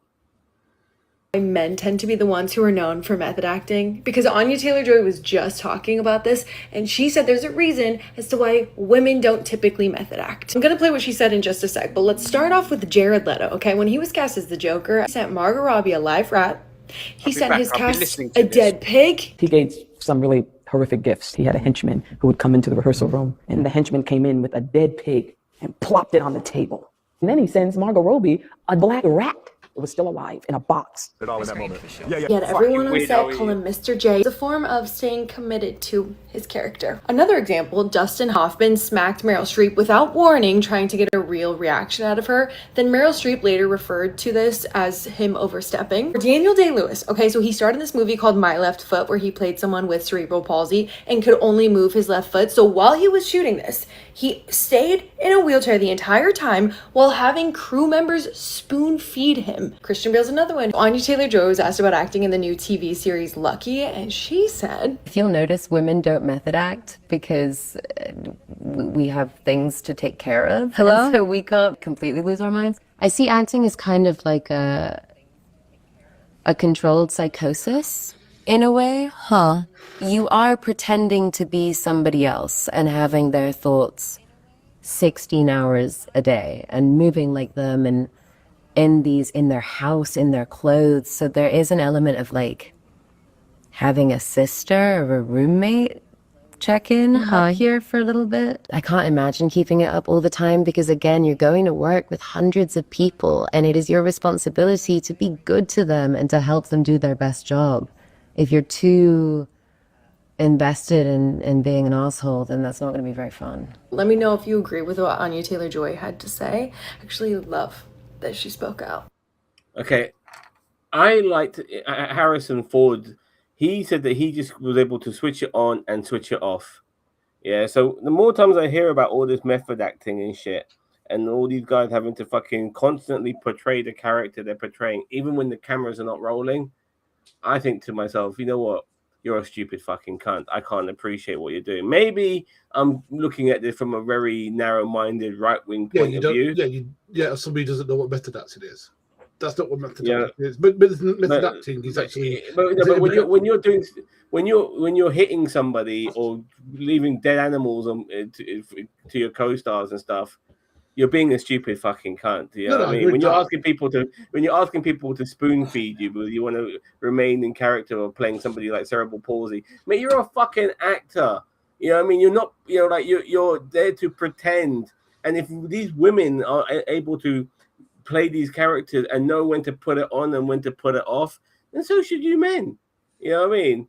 I don't know. I just think that this is like them taking it to the fifth degree or whatever. It is. Method acting is a lot of bollocks, and the people that do it tend to be monumental fucking idiots and absolute narcissists who feel that they need to. There's a fundamental difference in terms of, say, you're playing a character with a different accent, so you're just going to spend the rest of your time talking in just that accent. That makes perfect sense. That's what Johnny Lee Miller did to do his role in Trainspotting. He didn't pretend to be a fucking crackhead.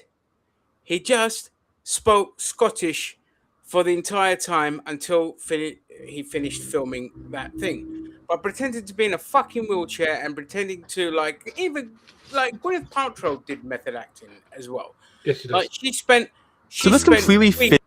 she spent weeks in a fat suit when she was doing Shallow Hal and all this. And again, another prime example of what a complete fucking idiot she is.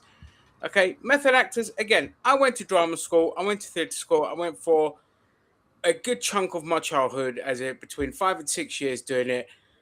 And they made me hate it. They made me hate acting so much because it's all full of narcissistic fucking idiots, genuinely talented people as well within that.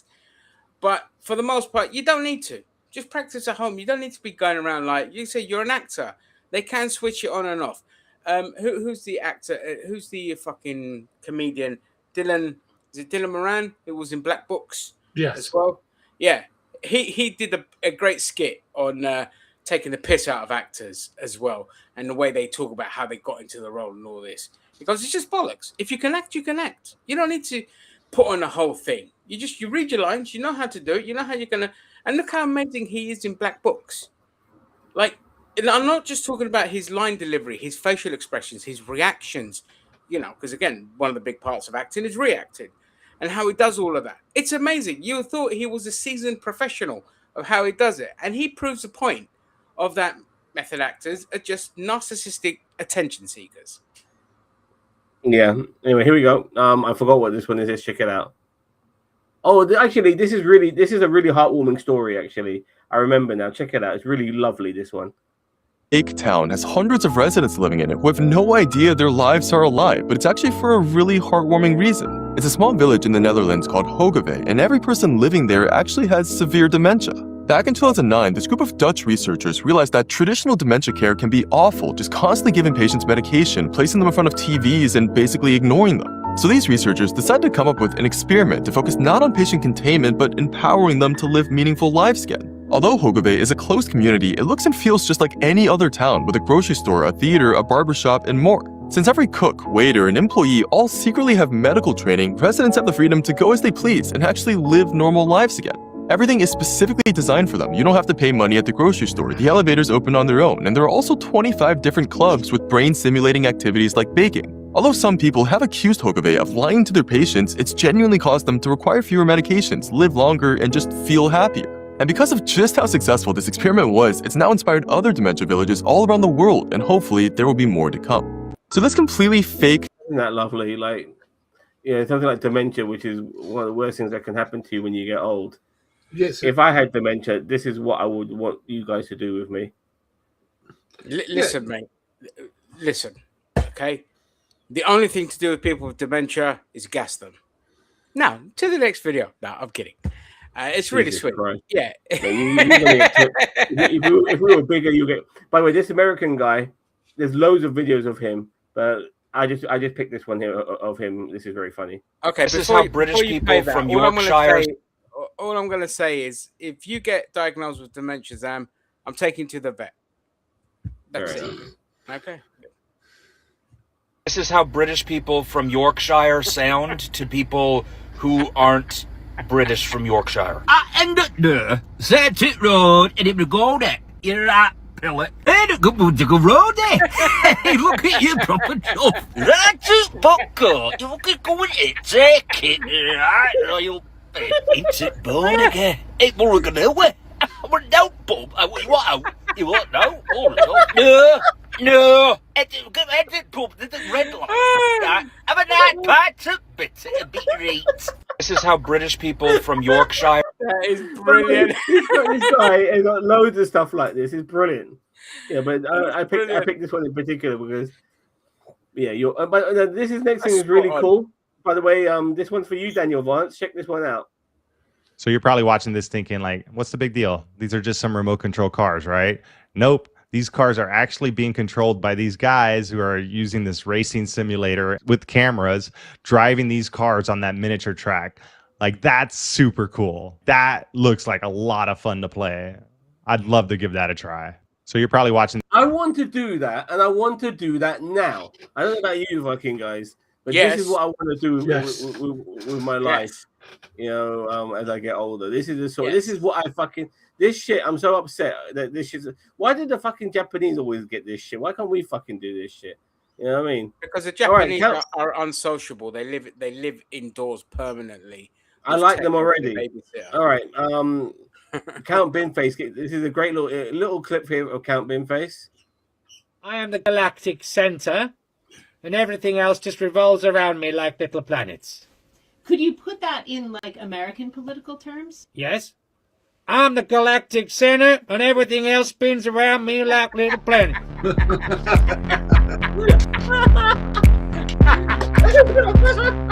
My name's Count Binface, intergalactic space warrior, leader of the Recyclons from planet Sigma 9, and part-time democratic politician on Earth. I love it. I love democracy, I love celebrating and defending it, and I am currently a candidate to be the next member of the British Parliament for the constituency of Clacton, the finest... Yeah, I just wanted to show you the beginning. I believe at some point Binface will be in Parliament. I can see it, you know, at some point. Anyway, you want to see a bit of racism, guys? Sure, why not? Here we go. 2 Indians, 2 Chinese, and 1 Somebody from Nigeria. I'm sorry, I'm nervous. 2 Indians, 2 Chinese, and 1 somebody from Nigeria. I'm sorry, I'm nervous. This old guy, look, one more time. Look at this old guy in the back. 2 Indians, 2 Chinese, and 1 somebody from Nigeria. I'm sorry, I'm nervous. 2. Yeah, my God. That reminds me of, what was it, Rick Santorum when he was talking about Barack Obama all those years ago? Oh, yes. All right. Any more proof that right-wingers are nonsense? Here we go. Thing that I know with absolute certainty. If you took any man alive, any grown-ass man in his 50s, I don't care how old he is, you put him on an island with a beautiful 14-year-old girl, and nobody's looking, he knows that nobody's thing that I know with absolute certainty. Sorry. That's all I got from the clip. But that's all you need, really. That says it all. Yeah, exactly. That says it All all. right. Now, this is the, I believe this is the story. This is the Walmart story. I got a couple of clips on this one of this guy who got banned from Walmart for buying people's groceries. Yeah. Influencer Damon Darling was given a lifetime ban from Walmart after buying groceries for strangers, and he could be sent to jail if he enters the company's property again. Darling is known for walking through Walmart stores and paying for random customers' carts.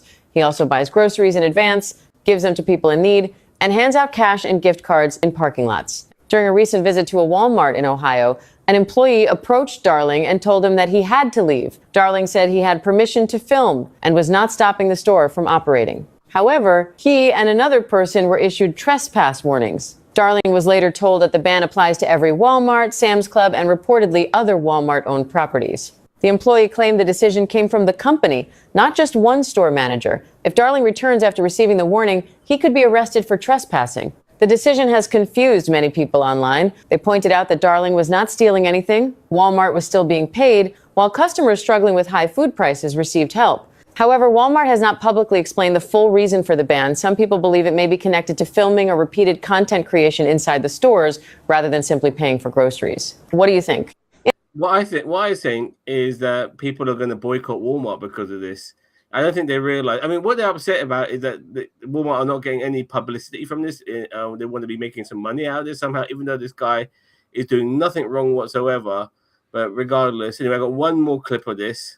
You guys are no longer allowed to go to any Walmarts. Walmart has just permanently banned Damon Darling. His crime? Paying for other people's groceries. Let me make sure you heard that correctly. Damon Darling is an influencer who buys strangers their groceries. He'll prepay at a register or step in at checkout and cover somebody's total. He's been doing it at Walmart locations across the country. Walmart corporate has decided that's a problem. In the video, a Walmart manager pulls Damon aside in the middle of the store, holding a printed notice and lays out the terms. Not one store, not one city, every Walmart, every Sam's Club, every Murphy gas station, for life. And if he shows up anyway, he goes to jail. Read that again. A company is threatening a man with arrest for spending money in their stores on other people's behalf. Now, normally a trespass ban covers a single location. You get banned, you drive to the next one. This one came from corporate, all of them, everywhere, permanently.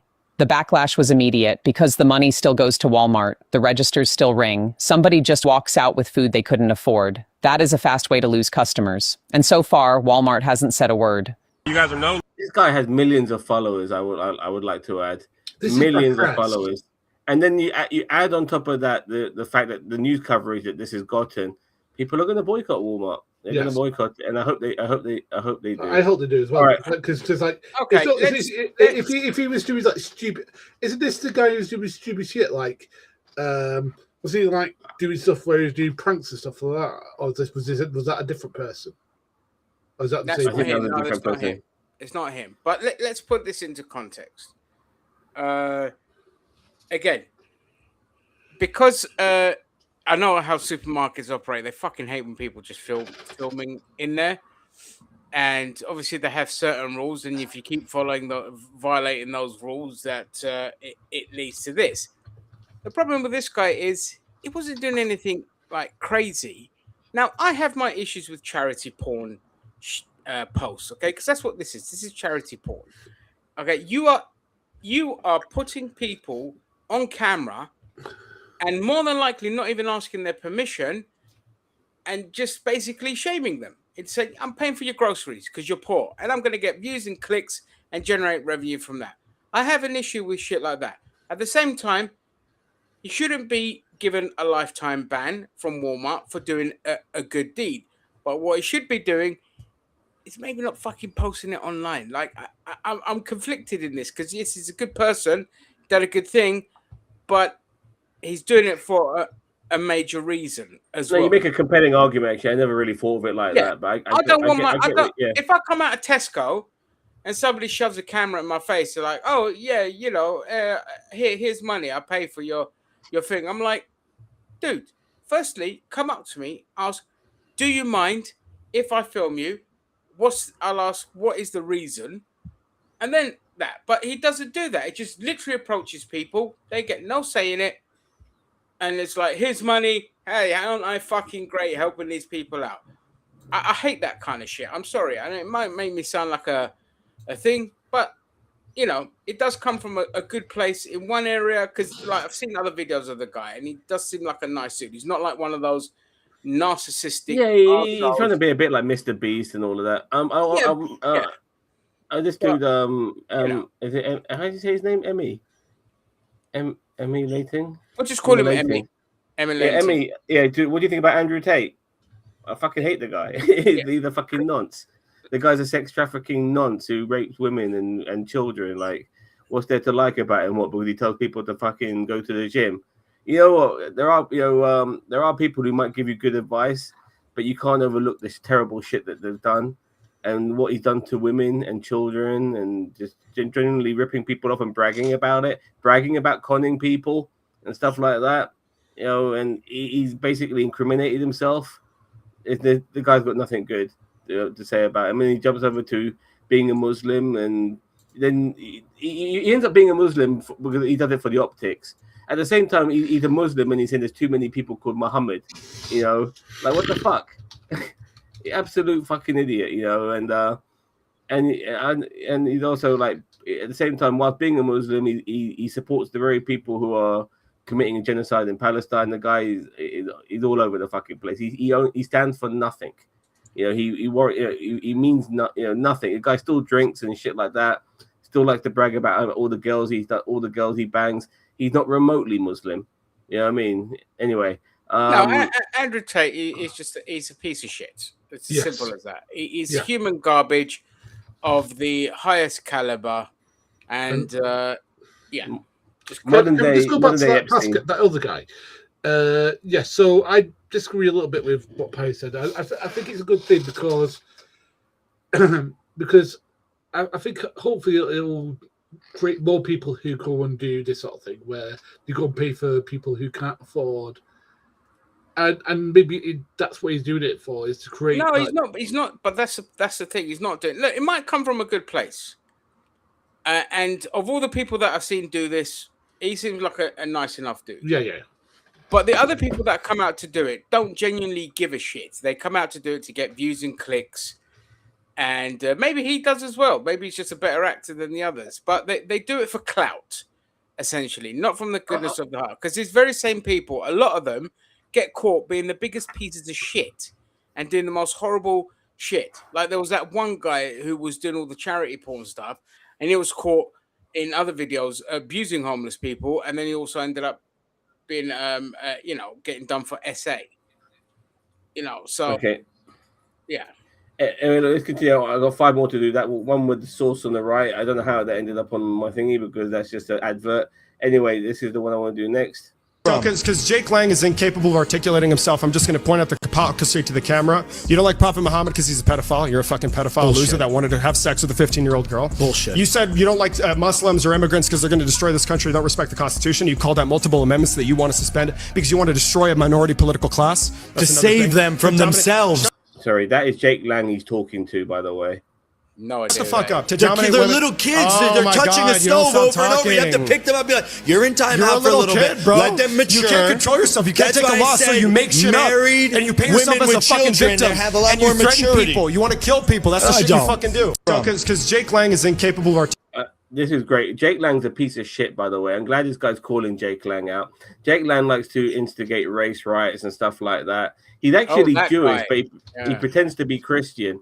And at one particular point, he went into a multicultural rally calling people out.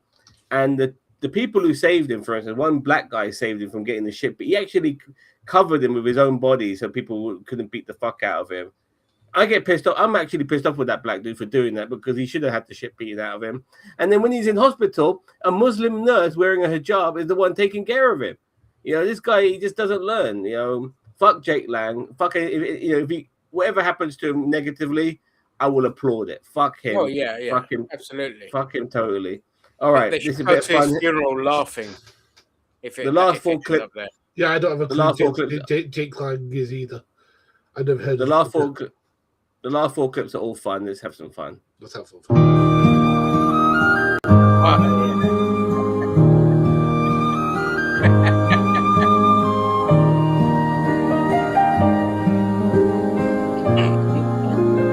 There we go. I thought that was funny. Look how round and polished that head is. It's magnificent. Radiant. All right. By the way, Just Gary, put I the heard volume you're down in a for... bit on that. It's a bit loud. Gary, I heard you being a Mancunian Northerner, you might be in for a new caravan. Well, check this out, mate. Check out this bargain, right? This guy's selling his caravan, no hot water, but tracks, don't know what that means. It has showers and comes with a kettle. Whee! 750 quid offers, and he's never wanked in the caravan. Well, I actually think that is what someone who would have wanked in a caravan would say if they're trying to sell it.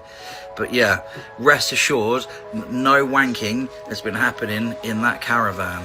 Grab yourself a deal. Check out this bar.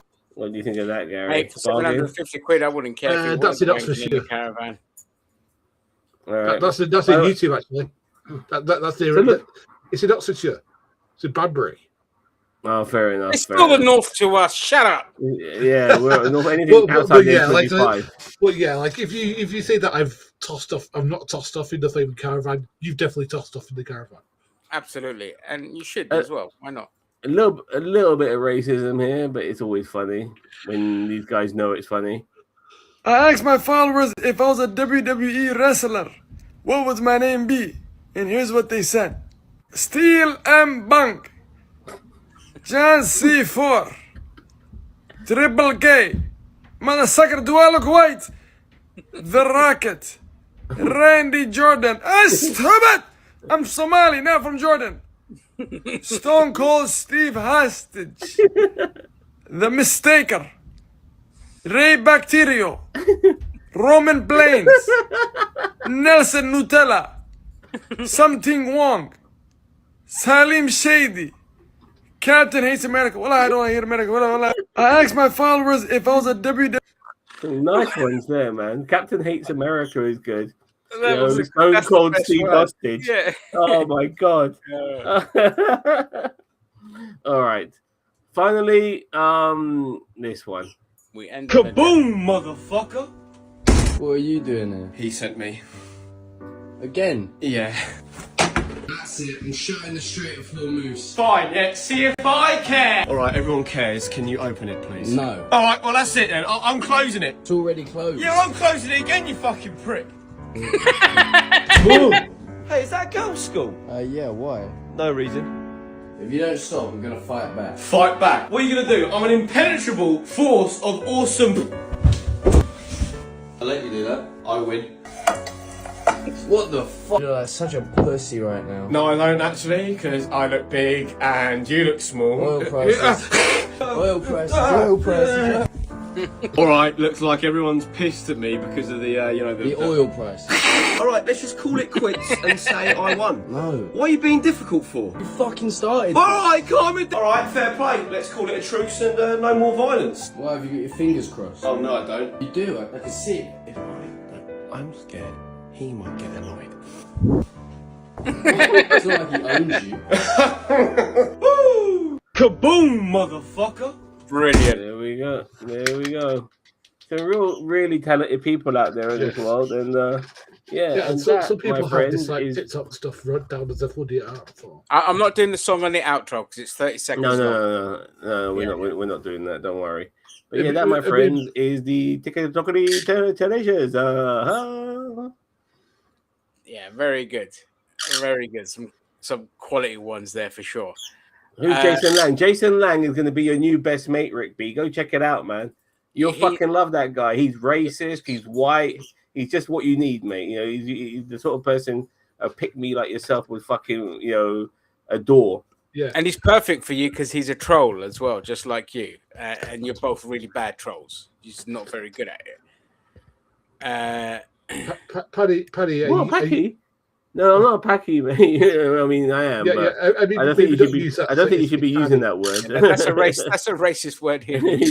I wouldn't be using that word, mate. Right. So, Paddy, are you Iranian? No, Paddy. I think you meant to say Paddy. But did he know you? I don't know. I think. Well, wait for them. Not Before we Iranian, say anything, let's wait for them to. He's terrorist. Doesn't really matter where he's from. I am not from the Middle East. I am from Asia, South Asia, but my ancestry took a diversion towards East Africa, where there's loads of people who look like me in that part of the world. I mean, I am, but what the fuck, man? This must be some South African lingo. Yeah. I have no idea about me. We're lost in translation here, pal. Yeah, you know what I mean. He's from Tanzania. Yeah. That's where he was born. Yeah, I was born here. Oh no! I was born here. I was born here. I'm a 100% British citizen. And I can play for the England national team if I was good enough. And even though I'm not good enough, I'm still capable of playing for the England cricket team, like Nasser is saying. You know what I mean? So yeah. So yeah, go on, guys. I was going to say, do you guys want to hear my review of Spider-Man? Yeah, go on. Yeah, go for it. Yeah, because I saw it last night. So I thought it was pretty decent, actually.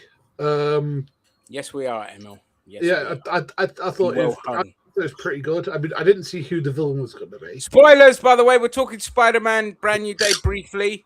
So Gary might dip into spoilers. You have been warned. Sorry about Gary. That. Yeah. No, but I thought it was really good. I thought Tom Holland was really good in it. I thought the villain. I won't say who the villain is, but the villain was pretty good. I don't know. I mean, no, we're doing spoilers. The villain is damage control. Well, they are the real villain of the film. Well, that's right. Yeah. We'll keep it as we won't say the actual name. Yeah, we'll just say damage control is a real villain. Yeah. So G Grey is kind of the distraction villain. Anyway, it's like. Because and the thing is that was actually pretty well done the way that they did that, because I'd not seen that it was G Grey doing that. I thought it was like, is it the Tinkerer that's created the technology for that? And then it's like G Grey. I was like, I knew that she was in it, but I didn't know that she was the main villain. And then I loved Tom Holland and John Burton's flaming chemistry. That was great.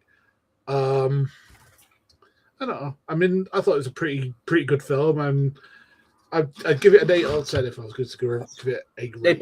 They did try to do a lot with this movie. They did all manners of things. Him obviously. I did feel like the film had a bit of a, had a bit of an origin story element to it, with his powers mutating, and stuff like that, and having to know who MJ is again and all of that shit. To a degree, now he's no longer with MJ. Maybe he can maybe hook up with the Black Cat or Gwen Stacy or whoever else is out there in this universe for him. So there's other things. Yeah, I mean, I think the thing is that I think Zendaya is now not going. Hopefully, she's not going to be in it again, because now they basically said that she's totally. I don't even think she's friend zoned him. She's like basically nothing to him. She's like, I don't even know you. It's like. No, I think they'll be in it because Mary Jane's a significant part of Spider-Man, dude. Yeah, they're re-establishing the friendship elements of it, at least. And yeah, if she doesn't love him or have feelings for him, that's. It could, shit yeah, happens. it could be like It opens like the door Pete- for Mary Jane, for example, and they can play into that. Oh, MJ, this is MJ. it could be like Peter Quill and Gamora. You know, it could go down that route. You know how, you know, this version of Gamora was never going to fall in love with Quill. Same way this version of Mary Jane might not necessarily at this moment in time fall in love with Peter Parker. You know, I mean, look, it'd be good if they did have Black Cat because they never had a Black Cat in this series. I mean, if you guys were going to cast it, who would you cast as Black Cat? I don't know how old she is, but Anya Taylor-Joy. She's like 32, I think. Yeah. 30 odd. Yeah, it's fine. By the way, Taylor-Joy, probably. By the way, I you know who I really wanted. I'm sorry, I'm so scared of forgetting this, but I wanted to mention this the next time. I think the perfect casting for Cyclops is Patrick Schwarzenegger. He is absolutely perfect to play Scott Summers. No, you know, you look at him. Too old. I mean, he's 32, man. I mean, it's too old. They're going for like proper young, like teenagers.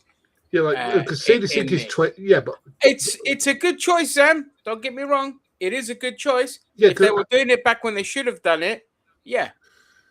But yeah, because now it's going to be who's it now? It's Kean. Is it Kean something or other? Yeah, so some lad, good, very good, solid casting, like very solid casting. Yeah, I mean, and the thing is, Sadie Sink is how old is she? Like 24 or something? Yeah, she's 24. Yeah, so I mean, good ages. To be honest, like, I mean, like, I think who should play Black Cat should be maybe Sydney Sweeney. I don't know because she looks good enough. Even yeah, Sydney Sweeney's not bad. She's not a bad actress, to tell you the truth. She plays she already plays Spider Girl. Well, she was in that Adam Webb movie that we don't talk about. Greatest film of all time. Yeah, no, she'd be great as a Spider. Yeah, but what's his name? Aaron Taylor Johnson's in that movie, and he's craving the cunt face, and he was also Quicksilver. Yeah, so. Yeah, Yeah. I mean, Actually, do you think Craven turns up in Spider-Man sometime? What's that? Do you think Craven the Hunter turns up? No. They've given up. That, you know, that Sony's given universe up on is that. dead. That Sony's universe given up is on dead. that. Yeah. Yeah. That universe is fucked. Right. And next time, please give us Mr. Negative. Okay. Yeah, that's who I was expecting in this. Donnie Yen, by the way. Donnie Yen is Mr. Negative. Mr. Negative. You know what I mean? Oh yeah. He might be too old, but someone like that, yeah. He's an old guy, unfortunately, but you know, Donnie Yen, but this nigga is not supposed to be a young man either. He's like middle aged though. And I think Donnie Yen is like in his 50s, is it? In his late 50s, I think, maybe mid 50s. Yeah. But by the time he decides to do and another thing as well, there's rumors that The Rock, and I think this is fantastic casting. You should be happy with this one, Gaz. Rumors that Rock might play Apocalypse. No. Please tell me you're fucking kidding me. No, I think that's great casting. What are you on about? Of course you fucking think it's great casting because you have terrible taste in casting. That is terrible casting. Rock is perfect for Apocalypse. No, he's not. Apocalypse needs to be CG and then fucking voiced over. That's it. You know what I mean? Jesus to get the right look instead of the bloody Rock. Oscar Isaac bollocks that we ended up with fucking Brian Diddler Singer. All right. Look, Oscar Isaac doesn't, you know. And by the way, when the Fox Universe took it over, they should have made it like a 2 or 3 movie event. Yes. You know what I mean? Apocalypse is a big deal. You know, but they didn't have the mindset for that. They won and No, done of course it. not. When Lawrence Schuler Donner is a bloody producer who's as thick as the fucking Sony lot, of course you're not going to get it. So do you ask me who I'd put in the role? I got someone with a cool voice, someone with a they've got to have the right boom, deep, voice and a good actor. And all that. But again, I'd make it mostly CG anyway. Do you know what? I get the guy who did Vecna from Flaming Stranger Things. His voice is amazing. He's a twink. Yeah, but you could just get the voice. You just said you want to do yeah, it's a good voice. Yeah, that's a good point. What about that guy from? And I'm obviously thinking of people who've like done these sort of like Pharaoh type roles. The guy from Stargate series, that black dude. Oh, Kratos as well. Now he would have been a great. What's his name? Chris something. Chris. Is it Chris Bishop? Yeah. Or something like that? He was. Zam actually got a good one in for the voice. Yeah, definitely. Talking of The Rock, right? I keep on getting this. The Rock needs eyebrows. Yeah. No. I was going to say, talking of the fucking Rock, right? I keep on getting this trailer, and I've seen it about 6 times now, and it's not really obvious that new Jumanji film. I'm like, it's looking like it's going to be pants. I'm really upset by that Jumanji film, but I thought it would be the characters from the video game in the real world, but it looks like they go back into the video game again, which is not original, and now it's just another body swap. Same shit with more people just rediscovering that it's just like, what are you doing? Putting them in the real world would have been much better. Yeah. You know what I mean? I'm hoping the bait and switch is that when they go back into the game, that's more like towards the end, and it's only like 20 minutes of the film. Yes. Because I mean, I like the other 2 Jumanji films. I thought they were great. No, I agree with you. I thought the concept was really clever and all of that, but I just I thought like the third one needed to be you can't be going back to the world. It's a bit like how they did with like The Hangover, which was really clever. Like they didn't go back to the world with the third one. If anything, they paid homage to the entire series by ending it how the series began, with them, in Vegas getting, in what's his face having implants and shit like that. Brilliant. Absolutely. You talk about The Hangover. I fucking hate those films with a passion. Oh man, the third one was a very clever ending, man. You know what I mean? End it the way it begins, which is very clever. I mean, to be honest, the film I want to see is like Plague Face, because I want to see how they're going to do that. Just don't anti-hero him. That looks interesting. You're right. Just don't anti-hero him. I'm worried about that. Yeah, that was a big letdown of the trailer. Is that he's just going to go after the people that wronged him, and it's just like, don't do that. No, that's a cop out. Make him a full-on villain. Make it that like he becomes a criminal and shit like that. That's what they need. But there are villains, like there are like the tragic villain, which is things like Batman and Spider-Man. They do quite well where people where these are people who were never supposed to be a villain, but things happened in their lives that turned them evil, like whether it be Harvey Dent or Green Goblin, Norman Osborn, or whatever, or in this case Clayface. They become villainous because of the shit that's happened to them. And I have no problem with him initially getting redemption, but I want that quickly. Get it out of the way. Get your redemption in the first 30 minutes of the movie, and then go down this villainous arc. Well, yeah, I mean, the best way to work it is that as he's doing what he's doing, he just gets a taste for it. He then just basically takes over whatever the fuck they're doing or whatever it is. He gets a taste for it. You know what I mean? And also, just one caveat. Yeah, I wouldn't just have him as like a straight out murderous villain. More that someone takes great pleasure in destroying other people's lives by morphing into them, becoming them, and being the little demon type shit stirrer kind of thing. A troll, essentially. Sorry, guys, go on. No, I was going to say, I don't know if you've ever seen these films, Paddy. You might have. Have you ever seen the Darkman film at all? Yeah, I saw the first one. Yeah, so that's basically the same premise where Liam Neeson basically can replicate other people's face and become them. Yeah, but he wears a face. He doesn't change into them. He puts a face on. No, but that's the same sort of premise where he becomes them. Clayface is able to mold into anything. He's a shapeshifter. Yeah, he knows that. He knows that. He's just talking about the premise, for fuck's sake. Yeah. I'm sorry for mansplaining. Right. Daniel Vance. But I do have to say problems that you have, Paddy. That I'm just worried. I just got a fear that they're going to go, you try and make him like Venom was like, we're going to turn him good. It's like, no, he should be. No, man. Yeah. Actually, they did the same with Bloody Craven the Bloody Hunter. Like, I mean, wasn't he like? Craven the Hunter. They turned him into an anti-hero. And the worse than that, they also turned him into an animal rights activist. He was literally called Craven the fucking Hunter. Yeah, you're right. I personally, I didn't mind Craven the Hunter, but I can understand people's problems with it. I didn't mind. I don't think it was amazing. I thought it was an okay film. It was definitely a digestible in and out of your in through your mouth and out your ass sort of film.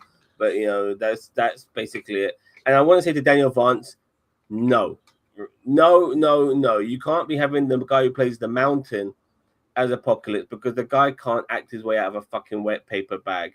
He had the look, which is why he played the Mountain, and he never really spoke when he played the Mountain.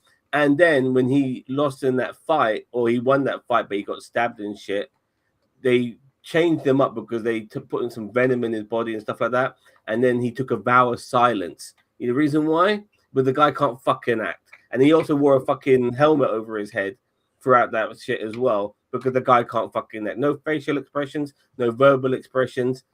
You can't be having. He was only in that in Game of Thrones because he was fucking gigantic. Hence, he played the Mountain. You know, but anyways, I tell you who would be a good Apocalypse. I'll find him, but you guys carry on. Yes, I mean Roman Reigns. Fuck off. He's 40 odd. Yeah, it doesn't matter. I mean, you know, that's still quite young, mate. The guy's He says there's a 44-year-old man who does physical stuff. But like God's sake. But yeah, I'm trying to think what else is coming out. London's comes out not too. Yeah, we need. By the way, am I going to get any of you motherfuckers to join me for reviewing that shit? Yes, if I'm available, I'll be up for it. Because what's that? Lanterns. Oh, maybe I don't know. If I watch it, sure. Look, no. Come on, Daniel Vance, you're doing me a disservice here. Yeah, we're talking about a guy who can't genuinely act.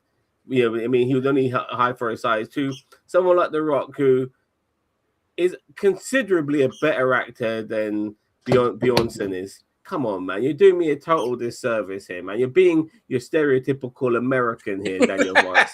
Come on, man. Anyway, this is who I would pick. I think he'll be a great actor for Apocalypse because he does have a good voice for it as well. This guy. Yeah, I can see it. Amar Chanda Patel. You're going down that road. He's very tall. Well, he could pass off as a North African as well. But because don't forget, you know, he's Egyptian, older in Southern North. But yeah, it'd be a good choice. He's a very tall lad as well. I think he's like 6'4" or something crazy, and a solid actor, versatile, and he could bulk up easily for that role if needed. You're busting my balls. And also, I keep on seeing adverts from Doomsday, and I wish I was more excited about it. And that's the thing. Because there's no build to to Doctor Doom. They've taken a right turn or a left turn somewhere or a U-turn even when they were supposed to do Kang, and they couldn't recast and shit like that. They shit the bed, and we were at a period of time now where they need to put an Avengers movie. Personally, they don't need to do this level of Avengers. Look, this Avengers movie, the one that's coming up now, shouldn't be a Endgame level Avengers movie. It should be like Avengers Assemble or Avengers Age of Ultron level Avengers movie. You know what I mean? Where the gang's together for a session, they deal with a threat, and then we move on. You know what I mean? But it shouldn't be. But this feels like an Endgame level Avengers movie. Yeah, you know what I mean? that's because the writing on the wall for them was showing that there was superhero fatigue. All the crap that happened under Chapek just wasn't working. And so they just drastically changed course to kind of veer the ship because the multiversal stuff was botched and it wasn't working. And it got to the point where, sadly, there was nothing they could do to redeem it because they fucked it up. And so they're just like, oh, we'll just, I don't know, Robert Downey Jr. is Dr. Doom. And I was like, you fucking idiot. All they had to do, ditch the multiversal stuff, recast Kang, though. Like, how could you not recast Kang? You recast bloody Rhodey. How the hell are you not going to recast? And they've done a lot of recasting, actually. They've done more recasting than people realize. The guy that plays Wonder Man would have been a much better Kang, a perfect Kang. You know what I mean? But but him being a time traveler, you know, you can in a way explain the change in looks. Yeah, you don't have to. Yeah, you don't even have to do that. You don't have to change the appearance. But yeah, I suppose ends up with a different dad. Whatever. I mean, changing him to black, considering his origins, was fucking stupid in the first place. But if you've gone down that route, you just change it to the guy that played. All I'm saying is that there's various Kangs in this universe. You know, the Wonder Man actor, yeah, he comes along. You know, he's time traveling as well. He sees a whole bunch of Kangs who are CGI Jonathan Majors, wipes them all out. You know what I mean? And Bob's your father's brother. We continue with this Yeah, particular so something simple like that. That's it. If they needed to do all the explaining why, even though everyone in the real world would be like, "Yeah, we get it." Yeah, I agree with that, Tito. But the problem, the problem is that Civil War set the bar for everybody. No, but I do feel that we could do with an intermediate Avengers film, like an Assembles or an Age of Ultron level event. You know, it doesn't need to be that level. You know, we can get to that eventually. You know, after another 10 years, we can get to that. Like, this is the mid-season. Give us a middle level Avengers movie where the gang just gets together, deal with a Loki level type of character. You know, who would be the bad guy? No, but we don't even need a whole bunch of them. What we could do? No, I'm asking who would be the one bad guy? I don't know. I'm thinking in different stages. Like, first of all, I would get 4 or 5 or 6 characters. Not every single person you can imagine. I'd get Shang-Chi in there, obviously 4, maybe Yelena. You know, and you know, I'll get Rhodey in there, and you know, the Thunderbolts possibly. You know, and that's it. You know, you don't need any more. Yeah, you get a few people. That's it. You don't need every other member of every other movie in there. Just a handful of people here and there. There's your Avengers movie.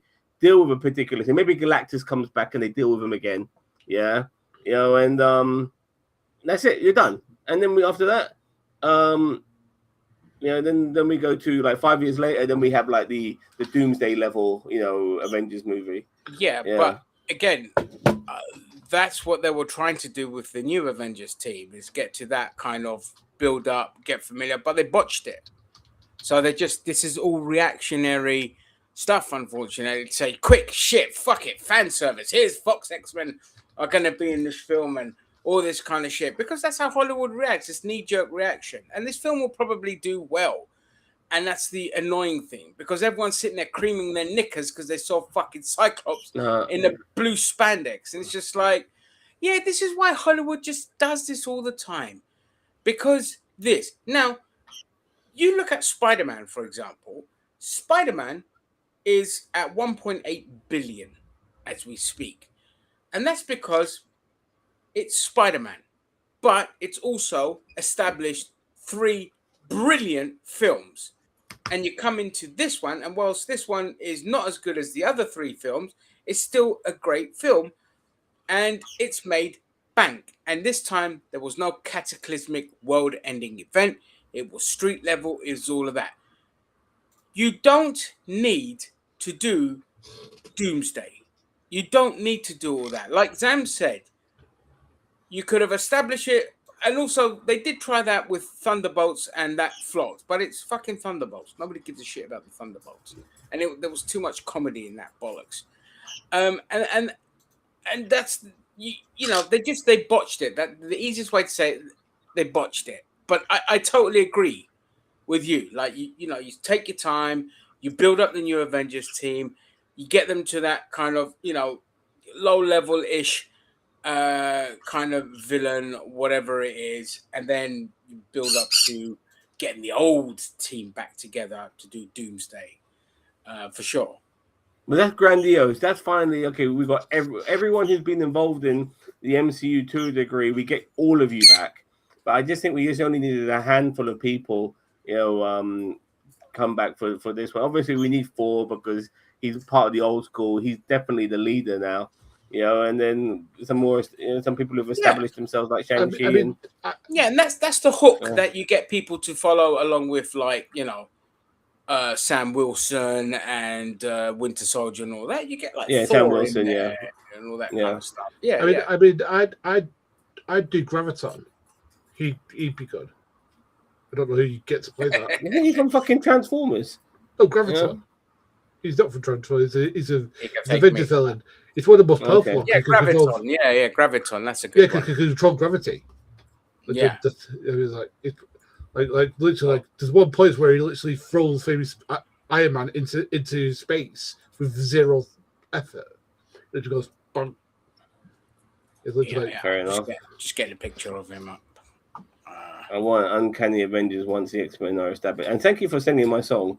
You know, your roommate. You know, they're gonna learn something really amazing from that. Yeah. Absolutely. Yeah. Yeah. So this is Graviton. God, That's it what looks like a dark Roman version Reigns. of like a dark version of Century. Yeah. Yeah, like a Spanish sentry. All right, we need to wrap this up, but I need to get to bed. You can wrap this up and go to bed. I'm not done. Oh, fuck you then. All right, guys, I'm off. Enjoy your Galaxy Fold. See you, mate. Yeah. See you, Take mate. care. Bye. Bye. Take it easy. Fill in for me, Cheeto. How do I get out of here again without closing everything? Oh yeah, just go into your thing and then There's a thing that says leave. Where the hell's that? Are you right hand side? On your right hand side, you go into the options, a drop down where your face is, and then just go remove from stream. There you go. Fucking hell, did it for you. Yeah, because that could be like, to us, like, could be like, because Supergirl didn't do that well. Your mate James Gunn has been taking some flack about that not doing too well. I mean, I've not seen it. So yeah, Cheeto, join us if you want to. Yeah, so okay, that's a good transition into DC. A lot of projects have been cancelled, and the one fucking project's still going ahead. Well, no one's still going ahead. Okay, is the fucking Jimmy Olsen mockumentary. So still with the jokes and their comedy. Like, fuck me, I can't stand James Gunn. God damn it. You cancel all the interesting projects and you got this pile of shit still going. There's another one that's still got the green light and I forget what it is. I can look it up if you want. Let me look. What's that? Yeah, have a look. Have a look. So DC Studios cancelled shows and shows still going ahead. Cancelled. Okay. So let me look. This is on Reddit, so how accurate this is, I don't know. So we have Superman, which came out, Supergirl, Batman, Creature Commandos, which came out, Waller, Paradise Lost, Lantern, Swamp Thing, Booster Gold, and the Authority. Probably all those 10, 4 have been cancelled, which is Waller, Paradise Lost, Booster Gold, and the Authority. Oh, for fuck's sake, the cancelled Booster Gold. Yeah, they cancelled Booster Gold and the Wonder Woman prequel show. Which I think is Paradise Lost. Yeah, Paradise Lost. Well, they're still bringing up Swamp Thing, which is good. That's are you doing a Boomer 6 or 7 there? What are you doing? Yeah, what the hell are you doing, man? Raising the roof. Raise the roof. Yeah, it's actually really funny. I literally just sat down to eat, like, after I got home. And, like, Zam's like, join us. I'm like, fuck it. I'm eating. Why not? Yeah, eat and join us. Yes, so... I haven't been on for, like, the past hour. Like, I was on at the beginning, and then I had to don't worry, the first hour was all politics, so it's not your cup of tea. So now we're in your territory of consumerist schlongs and dildos. Is that absolutely. So I mean, like, I'm a huge Booster Gold fan. So I wonder why flaming James Gunn has cancelled it.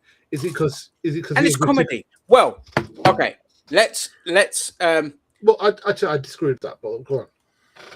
Well, okay, but let's put it into the real world. In that, probably one of the reasons why a lot of these projects are cancelled is because we don't know what's going on with the merger yet, and so the current owners of Warner Brothers don't want to commit to anything until the merger is complete.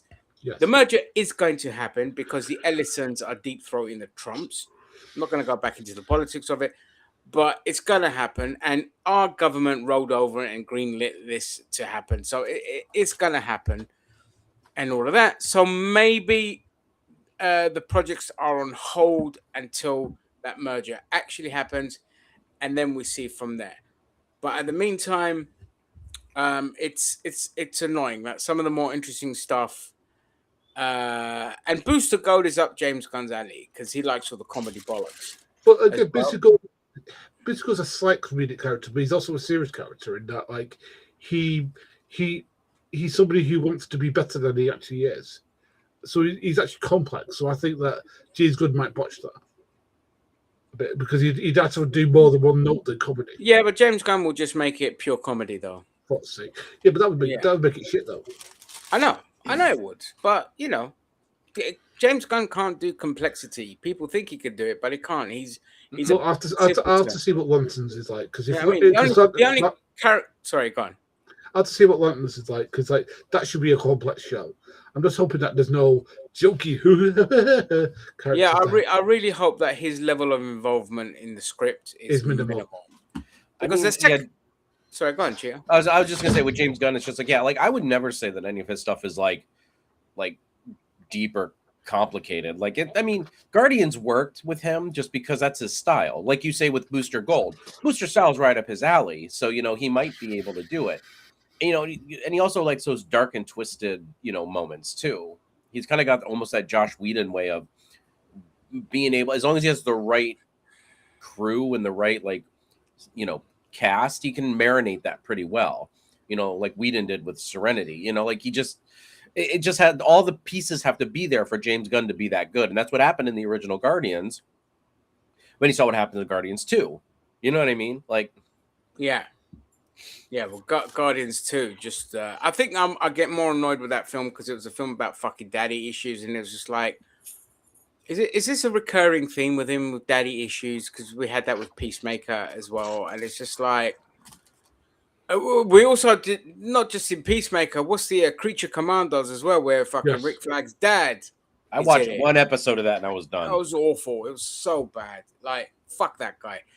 The first Guardians was great. It did it well because he didn't have carte blanche. Then they gave him carte blanche and he shit the bed with it. And he hasn't made anything good since the first Guardians of the Galaxy. Well, and that's like Taika Waititi. Peacemaker, but I say fuck you all.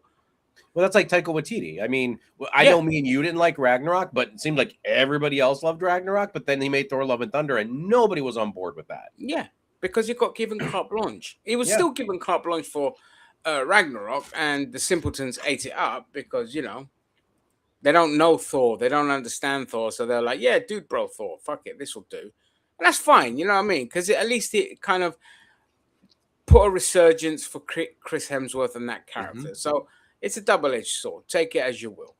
But the Thor I loved is the Thor we got in Infinity War, which was, that was Thor. Yeah. I love the Thor we got in Love and Thunder, but Jane Foster's Thor. I like that. I like that Thor. I mean, because I know for a fact that I love the comic books of Jane Foster and it was really well done. Yeah. I mean, I'm going to make Paddy shout at me in a minute, but the thing is that they actually went through 4 comic books in the space of 2 movies. They went through, I mean, they did go the God Butcher, and I don't know. I just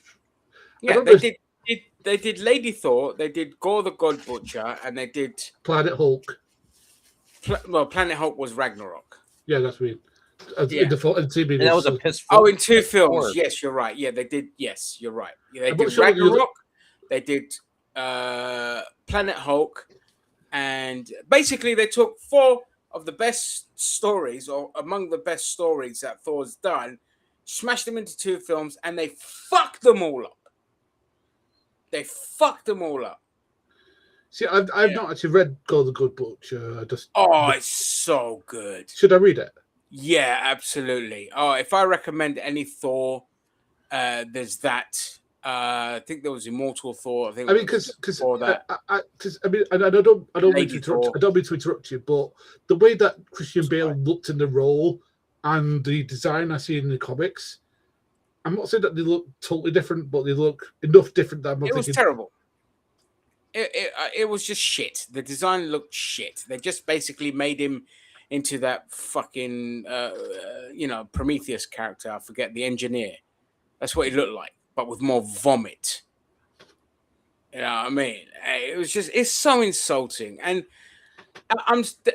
there is nothing worse than when they take storylines and they arse it up, like really good comic book storylines. Supergirl, another prime example. Woman of Tomorrow, fantastic comic book. Probably one of her best comic books in God knows how long. And they just fucked it up. Age of Ultron, they fucked it up. It was a good little miniseries, and I disagree with you. I think the movie was better than the comics. I'm sorry, the comic was not that good, in my you opinion. didn't like the comic. I liked it, but okay, fair enough. No, that's fair enough. I fucking hated Age of Ultron with a passion. I liked the movie. I did not like the comic. I think DC has got more of a track record of messing stuff up. Like he tries to do the interesting story, like Batman v Superman. That's been done a couple of times in the comics. Oh yeah. DC and Sony, Warner Brothers and Sony have shit the bed with everything because they can't help themselves. But at least like Disney has the wherewithal to be like, money, we like money, so let's not fuck this up too much because money, and that's why they've steered the ship so drastically because it's just like And the good thing I like is they haven't fucked Spider-Man. Well, and I'm glad that they didn't because the apparently the higher ups at Sony wanted there to be another multiverse movie with Tobey Maguire and Andrew Garfield coming back in this one, and Kevin Feige was like, no, this needs to be at least mostly street level. This needs to be more of a street level adventure. Yeah. That's what people want, and I was afraid that that Sony would win because technically it's their property. I'm glad that at least they listened to Kevin Feige, and look where we're at now. Yeah, now don't get me wrong. Sorry. I love No Way Home, but like they wouldn't be able to replicate that again, in the next movie. No, and people will see right through it, and probably wouldn't have made the money that it's made. Mm-hmm. You know what I mean? Like, oh god, what's her fucking name? Is it Amy? Not Amy Schumer. Amy Schumer. Amy Schumer did the blonde comic. Pascal. Amy Pascal and fucking Avi Arad are two of the dumbest cunts to own a studio. I fucking hate them with a passion. They don't know shit about films. You know what I mean? If those dickheads want to go back and do Spider-Man 4 and bring Sam Raimi back to do Tobey Maguire and Spider-Man 4, fine, do it. Fuck it. Why not? But don't fuck with the Tom Holland verse. You know what I mean? Just apparently that they want to bring. I've heard rumors that they want to bring back Tobey Maguire for something. But I was like thinking, isn't the guy like doing producing now? They want to what? They want to bring back Tobey Maguire's Spider-Man to do a film. Yeah, no, he's open. His own film, not in Tom Holland stuff. Just do his own film. Yeah, that's what I said. That's why I said it, because they were thinking about doing that, and they should. Well, look, fuck it. Isn't Toby a producer now? So I was like thinking, well, he's a cunt, really, more than anything. But he's not like a devastating cunt, just a cunt, like a typical. He's boring. American. He's boring as Spider-Man. He's boring and everything else. No, he's a good actor, but he's just no. Because I saw him. Spider-Man opens. Who am I? Do you really want to know? If somebody told you that I was a very entertaining and great web slinging actor, somebody lied. No, but because I saw him in something recently where he played Bobby Fischer and he did it pretty well. So I could take him or leave him, Tobey Maguire. But like I said, like people would flock back to see if it's Sam Raimi and Tobey Maguire reunited. Yes, they have to. They have to reintroduce the same elements. Yeah, but the problem is Pascal and Avi Arad are incapable of just allowing a creative process to go naturally. What? They could do the Blob and have him in all three universes. Find them all at the same time. The Blob? The Blob? Yeah, the Blob. No, the Spot. Sorry, the Spot's around. Oh, the Spot. Yeah, I was going to say the Spot. Not the Blob. I was like, the Blob is the X-Men. I was about to say, Fred Dukes was about to come through my wall going, did you just call me Blob? No, I said Bub. Yeah. But I love when he starts to say but, it makes sense. Like, yeah. Listen, there were some good, not to sidetrack too much, but there was some actually really good parts of X-Men Origins Wolverine. It was just lost in that shit plot. Yes. The problem with X-Men Wolverine's origin is it was all about the claws. They were obsessed with the claws. Show the claws, do the claws. Tell them the claws. Claws. And it's just like, for fuck's sake. Yeah, the casting for Blob was excellent. Mm-hmm. The casting for Gambit was perfect. But yeah, the Sabretooth stuff, one of the best opening scenes to a film ever, by the way. I love that montage. That's what I'm saying. Like the first 45 minutes of that movie is just like amazing. I love it. But then once he gets the claws, it's like, downhill after that. Yeah. Yeah. He gets to Martha and John Kent's farm, and like gets a jacket and a motorcycle, and he's bubbering. Yeah, that's it. This is where I got it's the claws, and now it's claws. The claws. It's just like, oh, for fuck. I still watch the film and enjoy it for the shittiness of it. Yeah, I think that Lee Stryper was a pretty decent Cibertooth. Oh, he was fantastic. I loved him. Yeah, that's what I said. Like, yeah, I would have brought him back as Sabretooth. I mean, shit. They did want to bring him back for Logan, but they couldn't because he was filming Ray, and he wasn't even in the country. God damn, that would have been so. Otherwise, amazing. he was well up for it. He was well up for coming back and doing it. But they couldn't wait, and yeah. It's so they went with the clone thing. God damn. Yeah, they went with the clone thing. Yeah, it would have been great if that was just Sabretooth. Like, oh my god, my nipples would be so hard. Yes, I hate that Deadpool, by the way. That was a terrible Deadpool. Oh yeah, that Deadpool was awful. But at least we got like our that... current Deadpool out of it, like ish. So, I mean, yeah, they should have just called him like Weapon 11 or something. Talking of dumbassery. Like, don't even call him Deadpool. By the way, talking of Deadpool, I thought that's who Spider-Man was fighting in one of the things. No, I know it wasn't. I'm just saying he looked like him. Oh right. In which one? Joe, to start when they're going through the montage where he beats up Tombstone. Probably Boomerang. Yeah, Tombstone, then he beats up the Hand, then he beats up Boomerang. Scorpion, and then he beats up the guy who looks like Deadpool. I was like thinking, like, okay, in the red and stuff like that. I was like, yeah, that was Boomerang. Was it? Okay. Yeah, not Captain Boomerang, just Boomerang. Yeah. Yeah, it was Boomerang. Boomerang actually was roommates with Peter in the comics for a while. That's right. Yeah. I actually enjoyed their interactions. It was really funny.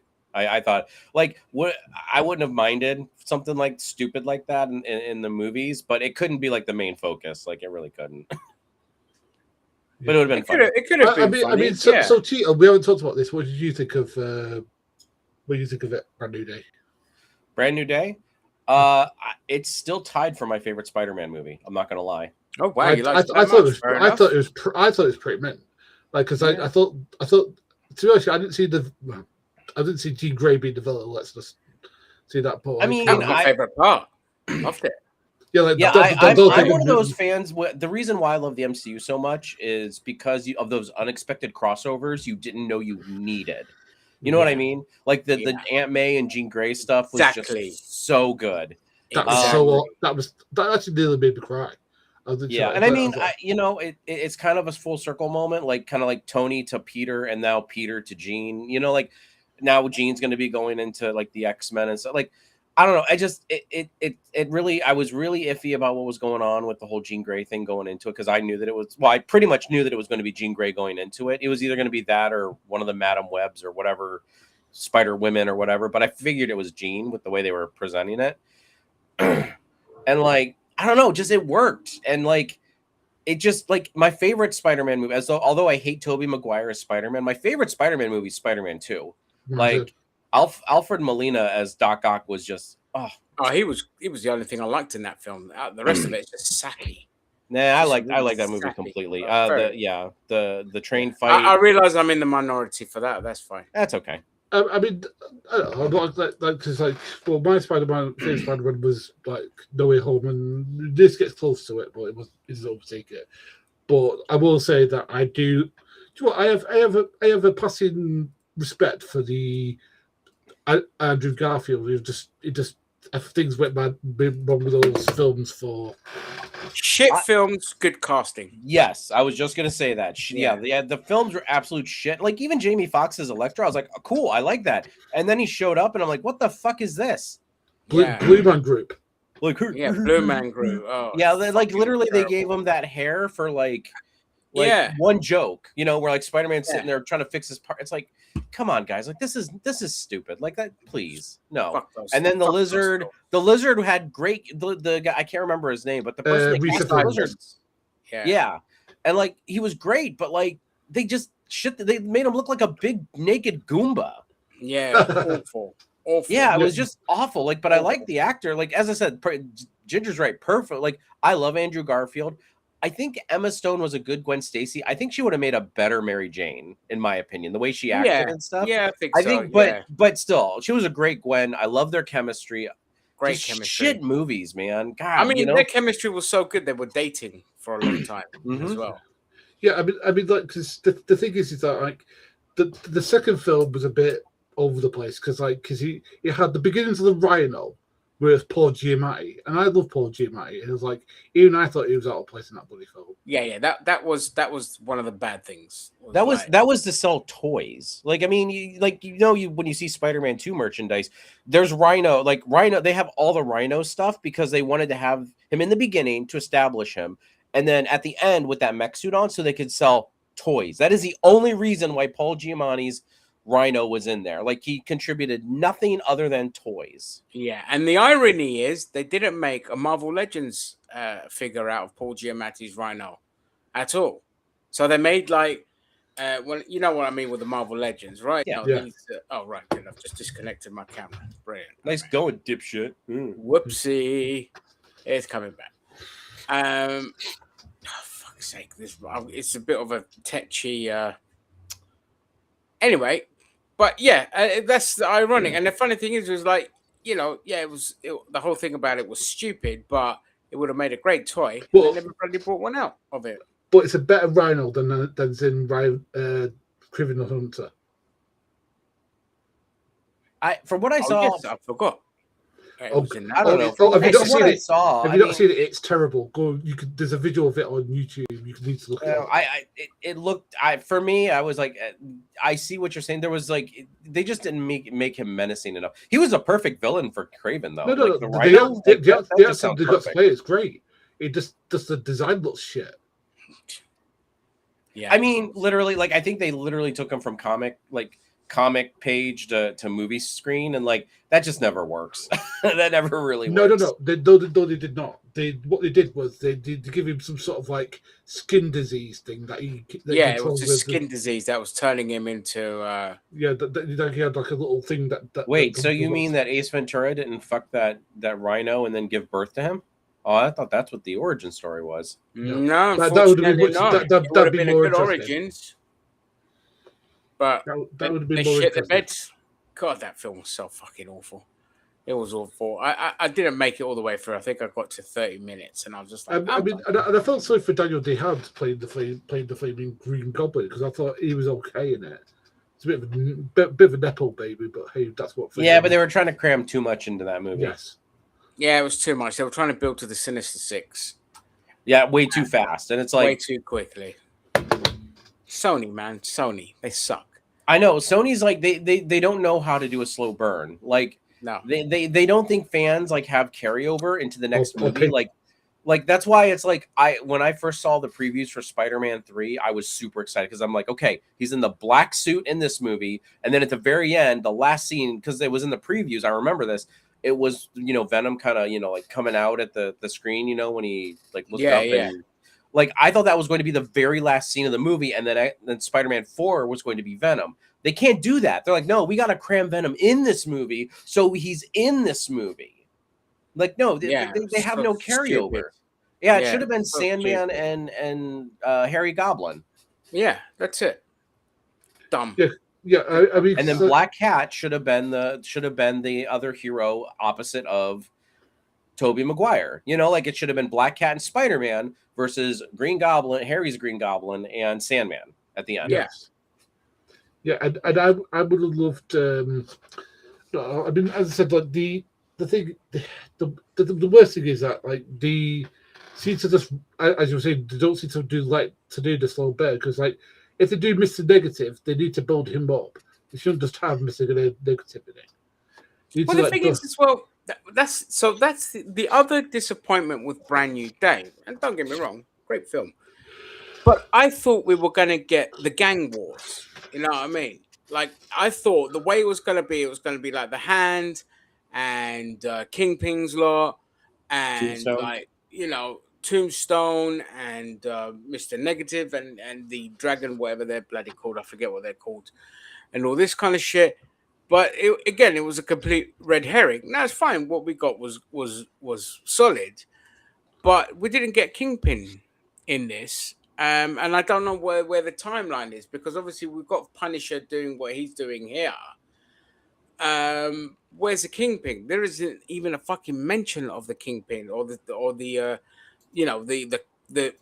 whatever they had, that enactment that they did. I forgot what they called it, and that the anti-vigilante act or whatever it was. Yeah, so that was a bit of a pisser, but doesn't matter because it's still what they did was great. It's going to be one of those things where it's just like, you could have mentioned, the only other thing I will say with the Spider-Man films is, because of Disney's involvement, it's very heavy leaning into the kind of like other villain territories a bit. Even actually, no, that's a lie, because we've got Vulture and then we had Mysterio. Never mind. Ignore what I just said.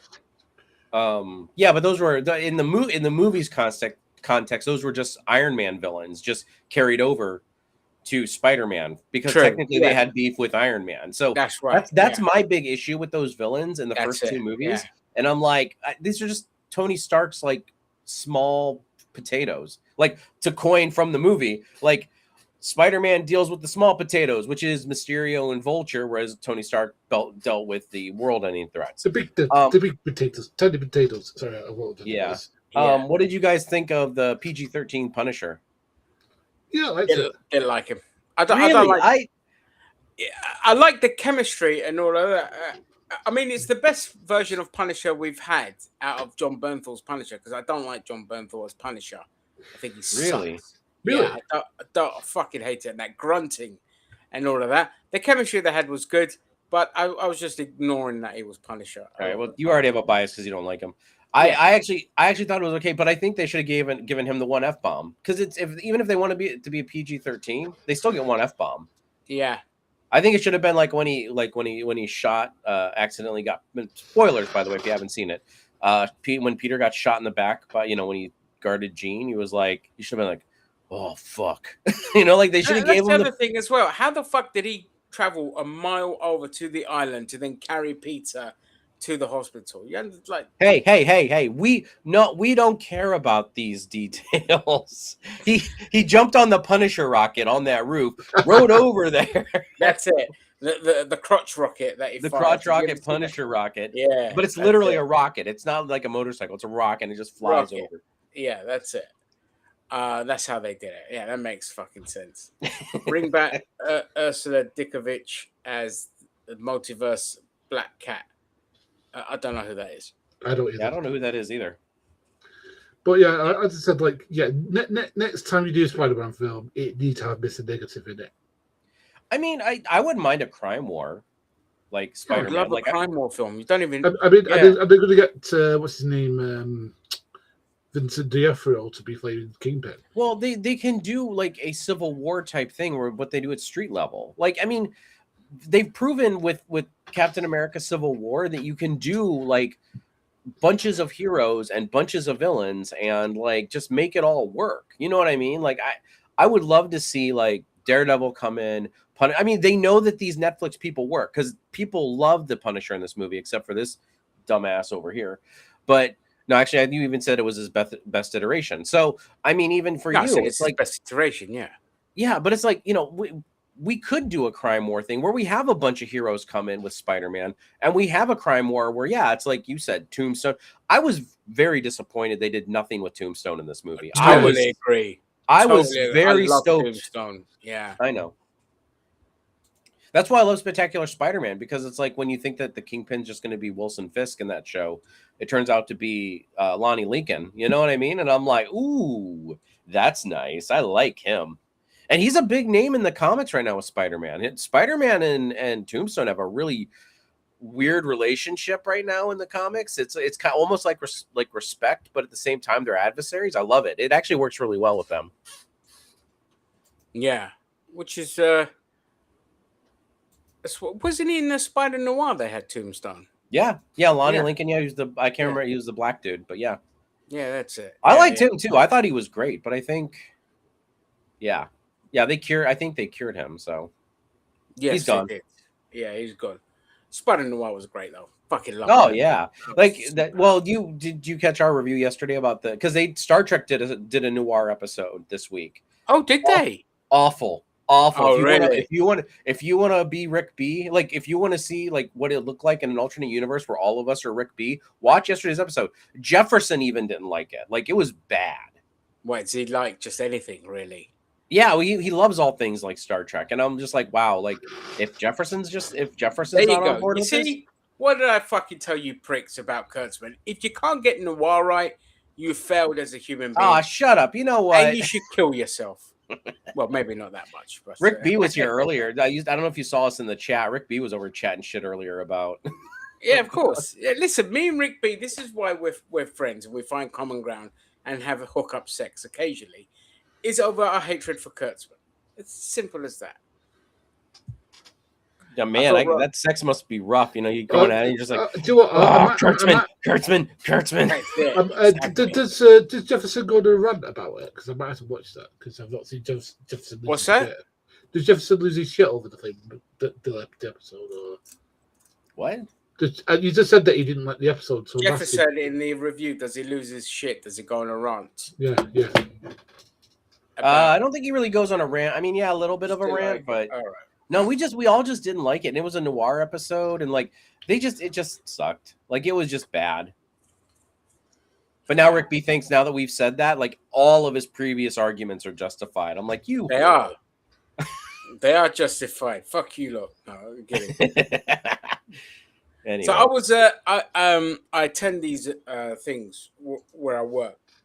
It's like a coffee morning by the council, and it's basically a place for people that don't have like other friends or social groups or want to keep warm when it's a winter or whatever. Could just congregate there and just have a nice cup of tea, bit of toast, or all this kind of shit. Anyway, that's not me. We don't do that. I just show up to kind of help with any other inquiries and tech stuff. You just like to keep everybody warm. Absolutely, with my blubber. But yeah, there was a guy there and he was watching Voyager, and he's on the spectrum. And so I said to him, "Oh, sweet, what's your favorite Star Trek?" He goes with DS9. I was like, "Fucking, let's go." And then he also turned out to be like a big Babylon 5 fan as well. So I was just talking to him about Babylon. I was like, I've actually been watching that recently because I've got Amazon downstairs and I've been watching Babylon 5. I was like, oh my god, this series is fucking phenomenal. It's the best. It's the best. I love it. I love it. I really wish somebody would I really wish someone would go through do what they did with Star Trek the original series and remaster some of the space battles and keep all the acting and stuff, not a remake but a remaster.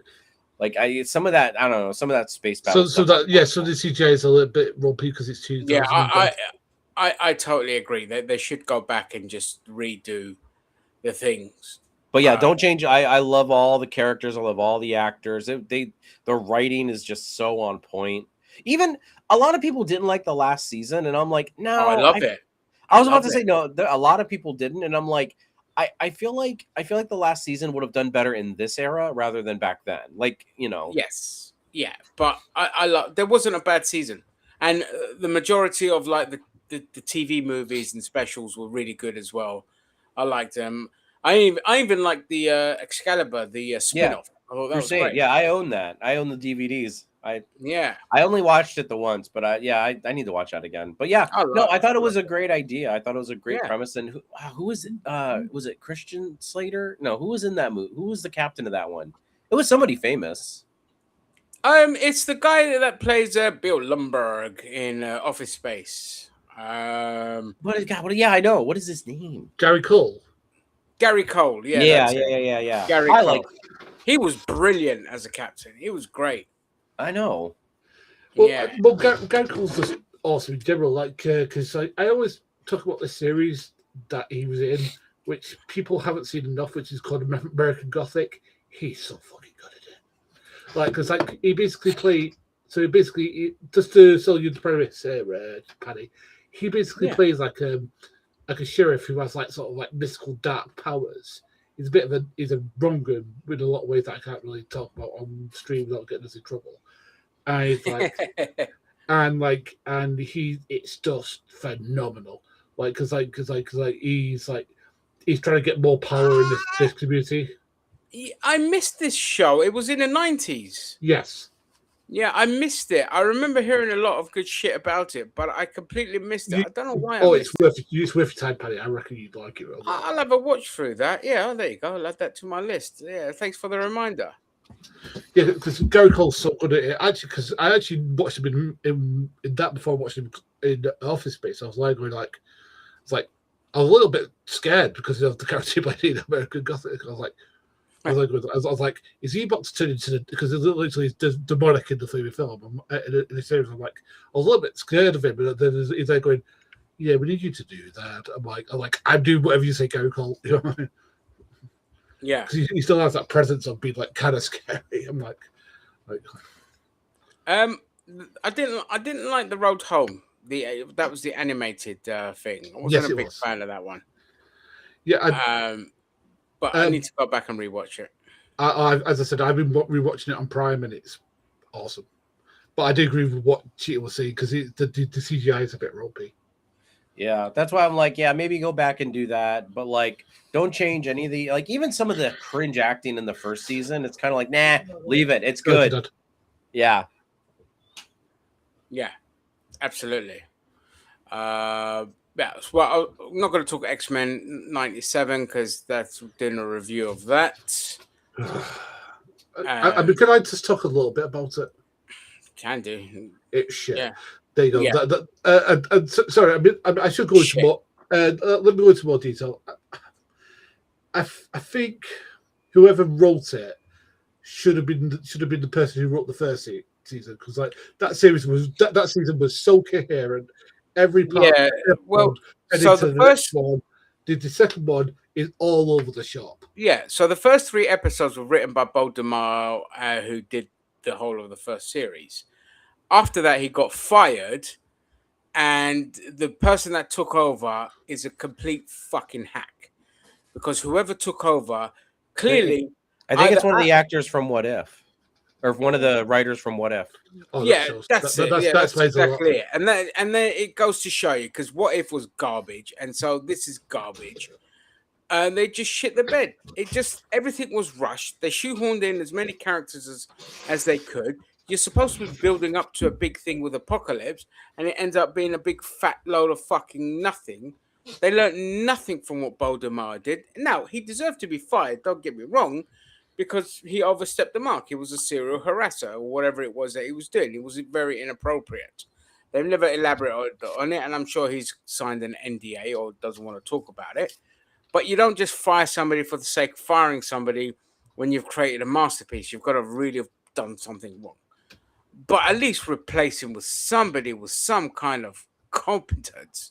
What the fuck? So it doesn't bode well for Series 3 and 4 because they've both been greenlit. They're working on Series 3 now.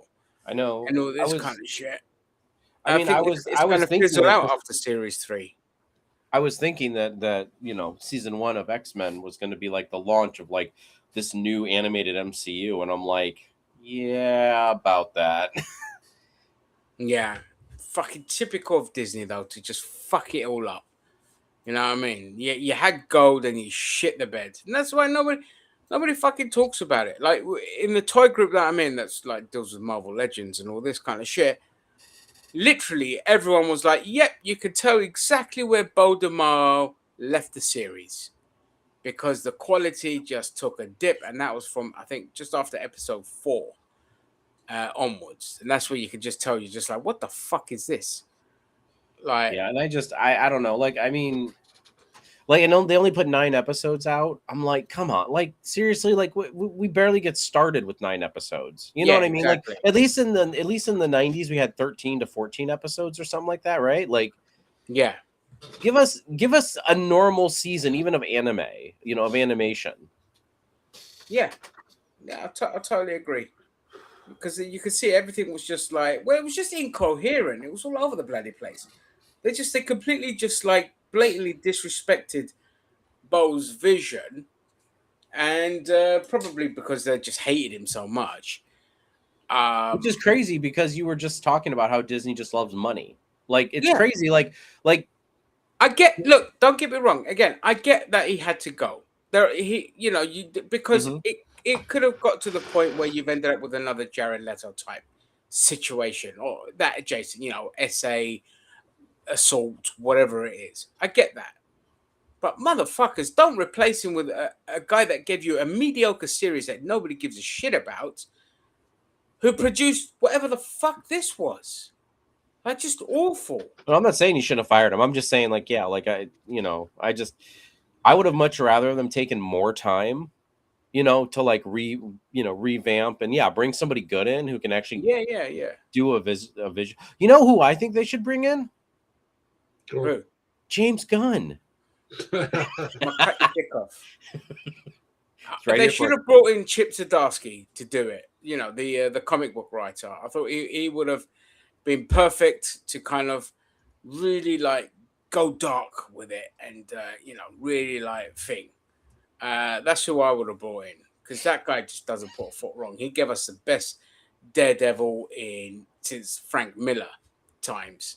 But yeah. Anyway, I'm not looking forward to series 3. I don't give a shit now. They just crapped the bed. It just, for me, it just felt like, they're doing all this to shoehorn as many toys in as possible. And I got bad news for you as well, because the Marvel Legends figures have skyrocketed in price now. They're nearly $30 a pop, and that's just for the standard figure. Then they'll just mark one of them as a deluxe, and that's $40. Like, Hasbro have lost their fucking mind with their prices. I've given up collecting now. I've stopped doing it unless there's a sale on and it's really cheap. So I don't even get the point of why they did what they did. You know what I mean? You ain't gonna get much merch out of it when people can't afford it. What is with the end credit tag? They had Mystique come in. Like, what's going on? Do we have any idea? Because at least at the end of season 1, we kind of had an idea what we were going into, and this one, it's like, okay, Mystique is doing government espionage again. Like, we've been here before. What the hell? Yeah, exactly. It was just dumb. It's like, haha, I'm here now. Shoot this bitch. And she's gonna take over that role for X Factor and do what with it? You know what I mean? Yeah, they should have teased Onslaught, is what they should have teased. That would have been the right move to go. Yeah, that would have been a lot better. After what happens to Lancia, to Eric, and all of that, we then find out that deep within the subconscious of Eric, of Charles Xavier, lies, Magneto, which turns into like Onslaught and all this kind of that's shit. What I mean. That could have been the build up all next season. Yeah, that could have been the build up all next season. Or shit, if you weren't going to do Apocalypse like really at the end of the season, then do Onslaught at the end of this. Although I'd like a whole season build up of Onslaught. Though. The way they were setting up the first 3 episodes, I was just like, it's going to be Apocalypse. And that was it. And it was just the last episode. And I was like, what? Yeah. And then the whole Gambit thing, I'm like, so you just, they just did that to bring him back to life. And I'm like, I get bringing him back as a horseman. Like, fine. But like, they should have made the hard call where they had to kill him again or something. You know what I mean? Yeah, totally. They should have. He said they kill off like Nightcrawler. Which fine, but I would have just opted with no. Remy dies. That's it. Yeah. After Nate shoots him in the head, and then that brings out Apocalypse, and then when he gets defeated, he dies. But they went down this route, and it was just like everybody gets a happy ending except for the colored person. Nightcrawler. Yeah, he's blue, but the white people survived, but the one with the color dies. I think it's just like, fuck you all. So put that one in the bin along with What If as well. And Disney, the animation legends can't even get animation right. And the one time they get it right, they get a fucking arsehole to bloody lead the show. I know they had something gold in their hands, and then even when the controversy came up, like all they had to do was follow suit with what DeMaio was doing. It's not hard to figure out what he was doing. He loved the show. He loved the characters. He respected it. But as you said, after episode 4, you could just tell it was here's this, here's all of here's all of Weapon X people. Let's sell some toys. Yeah. Oh, here's Danger EXE. Oh, they got new uniforms. Let's sell the uniforms now. What is it? The new X-Men uniforms? Yeah, the new X-Men uniforms. Yeah, it's like, well, here's that. Here's that. We're X-Corps now. It's like, oh, what the fuck, me, man. Well, yeah, Jesus I didn't. Is that a Christ. thing in the comics at all? Yeah, X-Corps was a thing. Was Yeah. it? God, it's so dumb. Yeah. Like, what are they corporation of? Like that's what I never got. I'm like, it's the government, like because I'm sure that the president in the X-Men universe of '97 then why do they call it like X-Gov? No, X-Corp is a non-American entity. It was when they were on Genosha, I think, because that was the one from New X-Men where they end up with decimation after Cassandra Cain and the Sentinels just destroys the mutant population. That's where that's from. I don't know if X-Corps came up after that or during that. I can't fucking remember, but that's where it's from. Yeah, I don't know. They really just shit the bed with the end of that, though. They shit the bed. Nobody's gonna care. No one's gonna watch season 3, and then they're gonna be like, "Oh well, I guess we'll just cancel that then." Oh well, and it's just like, you fucking idiots. Yeah, I agree with it. Like with X Factor, I really think they shit the bed with using it. I mean, I'm all for X-Men versus X Factor, but it kind of felt like secondary to everything else going on. I thought X Factor were a massive flaming just shouldn't have been there. I just thought like somebody's like going, "Oh, I know this from X-Men. Let's put it in." It's like I don't mind. No, yeah, I get what you mean. I didn't mind X Factor but oh no, I liked X Factor. I liked X Factor, X Force, and X Men. That's a definite throwback 90s throwback. I'm saying that I love X Factor, but I'm saying like in this particular series, X Factor should have been in like another series, but it was somebody else. This should have just been about Apocalypse. This should have been about like Apocalypse's origin, like him trying to get more powerful, then try to stop him. But no, that happened. It was all. It was like this. It was like it's like whoever wrote this after Bob left. They were like, I love this about X-Men. I love this about X-Men. It's like no, just have it one coherent story. And it's like and you just fucking kill the Weapon X lot as well. It's just like you. Yeah, right. Like, yeah, they lost like what 3 people. Like Sabretooth survived. I can't even remember who was in that freaking episode. Well, it was Kane that got killed. Kane, Maverick. Yeah, Maverick got killed. What did Lady Deathstrike die in that? Yeah, yes. The fact that I can't really tell is telling you because I mean, to be honest, the worst episode was the one where the Danger Room turned into a cyborg. I was like, "Fuck!" Oh yeah, it's fucking did the cyborg thing as well. Yeah, yeah, but that I mean, okay, so I'm not defending the episode. It was kind of that was shit. Yeah, but like that happened in the comics. I like Danger in the comics, but like, yeah, no, I mean they were and what like so the Polaris thing. It's like, I get why they wanted Polaris, but like, why are we just like taking our token Magneto now? Yeah, you know what I mean? Like, why do we need our token Magneto? Like, keep her in X Force or X Factor, and just, it just makes no sense. And they had it right there. We could have had the Summers brothers finally because they don't know their brothers in the cartoon. That's right. You could have leaned into that. Yeah. Shit, you could have leaned into Cyclops and Psylocke. Man, I love Psylocke and Cyclops. I bet you did. Cyclops. yeah. Just so you know that, it was bad. But yeah, that was like some of the horniest comics in the 90s. Yeah, as I said, like, I missed that era. To us, I had a thought. Oh, you should play Black Cat, but now I'm like thinking, she's in everything. As I said, Sydney Sweeney. Yeah. No, just because Sydney Sweeney has boobs does not mean she needs to be Black Cat. I would not object to it though. I'm not. Yeah, I would not object to it either. She's when I mean, listen, she's like hot, but like still, like I don't know. I don't think she can play. I don't think she could play the Black Cat very well. Like just like she could play like Spider-Woman, like she was in the Madam Web movie. Like if you actually put her in a good movie as Spider-Woman, I could see that working. But like Black Cat, you got to have somebody that's like Anya Taylor-Joy. That's why I said it, because Yeah. she's so dynamic. It just works. And even just that natural like female machismo, like Yeah. that flirty nature, like it's gotta be. And I'm trying to think of any, like, yeah, you're right, Anna Taylor-Joy. Although I liked her as Magic. I thought Anna Taylor-Joy's Magic was amazing. Oh yeah, I forgot she played Magic. Yeah, I loved. That was like the only good thing from that movie was her as Magic. Yeah. But back to Spider-Man, I thought Yelena was great in this. Like she's like, remove your clothes. Nah, that was just for me.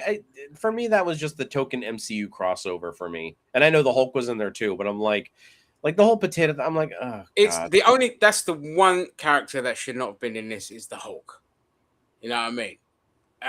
Yelena being in it actually made sense in the story. It did actually make sense. Yeah, because that's where he went to. And I just thought the mistake when remove your clothes. Yeah, but Bruce Banner, then we're getting what's the great big fucking device on him? It's like, oh, fuck off. I think they should have just kept him as Smart Hulk and like, but then like what happens is like then Jean starts messing with his smart. Jean is the one that breaks that bond. Yeah, and then all of a sudden he turns back into Savage Hulk. Like if you're gonna have it, like the whole device thing, I'm like, okay, you're making it makes sense because of what that device leads to, which is building of more suppression devices. Yeah, of course. Yeah. So, I mean, because the thing is that because he has to learn that like the arachnid is who he is as well as Peter. But the thing is that they've got like for no reason now. Fucking Smart Hulk can't control it, so he needs that inhibitor. That kind of. It was just a MacGuffin, a thing. He should have just been Smart Hulk the whole time. But he could have just helped Peter Parker to fix her and be like, well, we can look at an inhibitor for now before all of that. But instead we got the MacGuffin, and then I don't know, it just bugs me. It didn't need to be in there at all, to be honest. I just love how fast they came up with like the mutant inhibitor like chip, and I'm like, wow, that was quick. Like that, like okay, Genosha, early Genosha, here we come. Like, yeah, exactly. But it'll be interesting to see what they do with is it Metzger, the bad guy that was in that? Wesker? The black guy, Metzger. Oh, I don't remember. I don't even remember who that was. Like he's from Damage Control. That's all I knew. Yeah, in the comic books, that character creates the anti-mutant task force. No, it was like anti-mutant vigilante group or something like that. Is he the guy who makes? He's not the guy who makes the Spider Slayer. No. That's Alistair Smythe. Yeah, that's Alistair Smythe. The character in Damage Control, his name. He's actually from X-Men, and he has an absolute hatred of mutants. And he wasn't a big character in the comic books, but he had like the anti-mutant thing, and then gets involved with Bolivar Trask and all this, but he ends up dying. I was going to say do you think in this version of Ned he becomes the Hobgoblin? No. I mean, they didn't even. You know what? But here's the thing: if they do like a crime war, I would love it if Jason Philip Macendale showed up, or what is it? Benedict Kingsley? Is that the first one? I don't remember. Some of Kingsley. It's Roderick Kingsley. Yeah, Roderick Kingsley. That's right. I would love it if that Hobgoblin showed up. Ned was like the third or second Goblin. I don't even remember. But he was a Hobgoblin from the Ultimate Universe, wasn't he? No, he was the second one. Yeah, but I think he was the second one in the Prime universe too. Like he might have been the first one in the Ultimate Universe, which fuck that universe, I don't like it. But the only thing good that came out of the Ultimate Universe for me was Miles Morales. That's the only thing that came out of good for me. But yeah, I mean, like I but keep in mind, like Hobgoblin is a huge like is a huge crime lord too. Like he's not a super villain. He just wants money. Like he's a crime lord, just like Kingpin, just like even Tarantula. He was in Brand New Day for a blink and you miss it. But like he's also just a crime lord. Like I forget with Hobgoblin, does he actually have any special abilities, or does he just dress up in a costume? Okay, so originally he just dressed up in a costume, but he eventually worked with Kraven's son, the Grim Hunter, and he got Kraven's serum, which gave him super strength. Oh, I see. It's actually one of my favorite comic book series out of the 90s. It was in Spider-Man, I think it was in the 40s or 50s, but like, yeah, he I think it's Jason Philip McIndale actually who does it. He goes to like, where Calypso and Grim Hunter are, and then he basically trades them something for the Kraven serum, and basically they don't expect him to survive it, and he does, because they were just experimenting, and they're just like, well, if he dies, he dies. We don't care about this guy. Like he's just some bum from New York, like. Yeah. And he survives, and he gets super strength. So then the Hobgoblin actually becomes like that's actually the comic book. He kills Demo Goblin. Remember that guy? Oh, fuck! I remember Demo Goblin. Yeah. So yeah, I see. Okay, and the thing is as well, like the setup for Hobgoblin in this universe is very easy. He saw the actions of the Goblin and was inspired by it, and whatever, just kind of thing. But then I don't know if they would have forgotten about everything that happened with those lot in there. Yeah, I don't know how that spell works. Yeah, because I mean, no, because they forget that Peter Parker is Spider-Man, but they don't forget about what Spider-Man's done. Yeah, they remember all the actions of Spider-Man. So. I mean, one of my favorite bits in the film is where he sees MJ run that bit, which I totally geeked out of. I was like, oh, that's where. No, it's to forget Peter Parker. Yeah. So it's they forget Peter Parker. But one of my favorite bits of the series is done it that way. Sorry, of the film is when they go to the Silver Star place in New York, and I was like, oh, that's where they filmed the Highlander. And and she turns around and she kisses him and she goes, oh, I missed you so much. And then she starts saying stuff. I was like, oh shit. It's like that was awesome.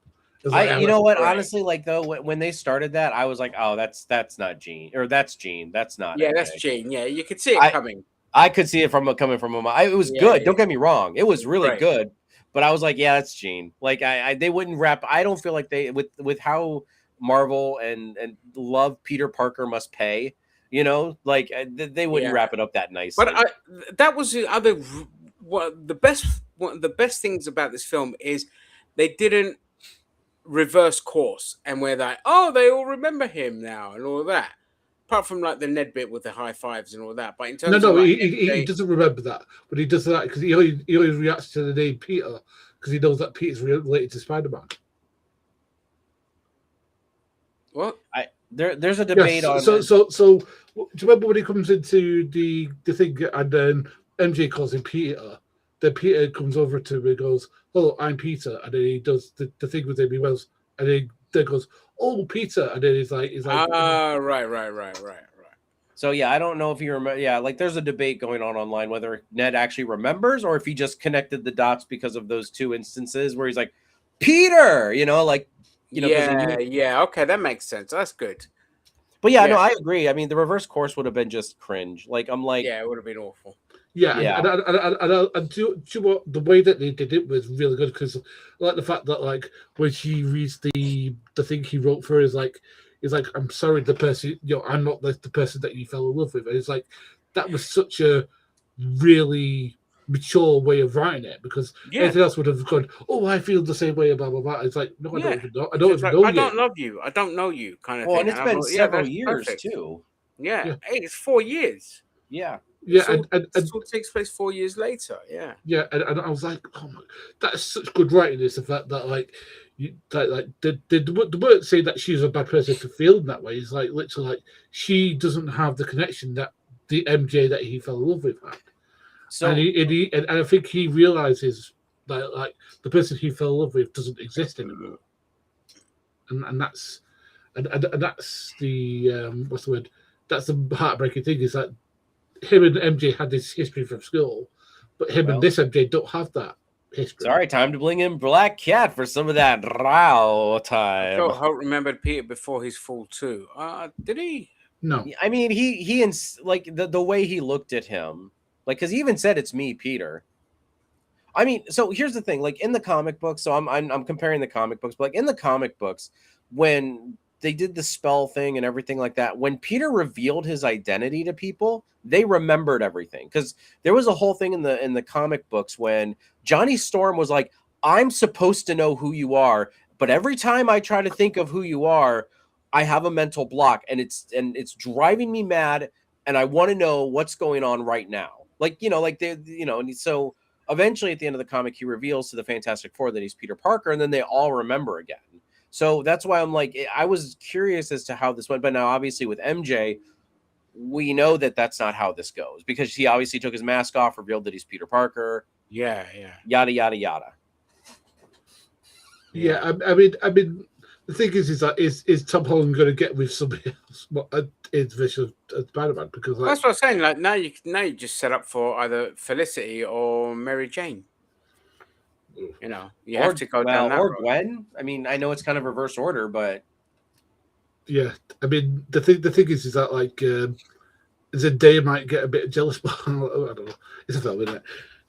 No, listen, she was in a film, a tennis film, where she's getting fucking spit roasted by two blokes. So I think they're okay. What?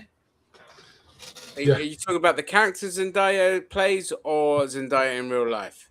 Zendaya in real life. Yeah, no, it's not gonna happen. Like Tom, that's what I said. She gets spit roasted in a film where she in a tennis film. So I can't say. And also she was in that fucking perverted pile of shite Euphoria, which somebody really needs to check the hard drive of that fucking director. I've never seen. Do you know what? I've never seen it. I would always me neither. But I've seen reviews of it. I've listened to reviews of it just out of morbid curiosity. I watched one episode and I was like, "This is shite."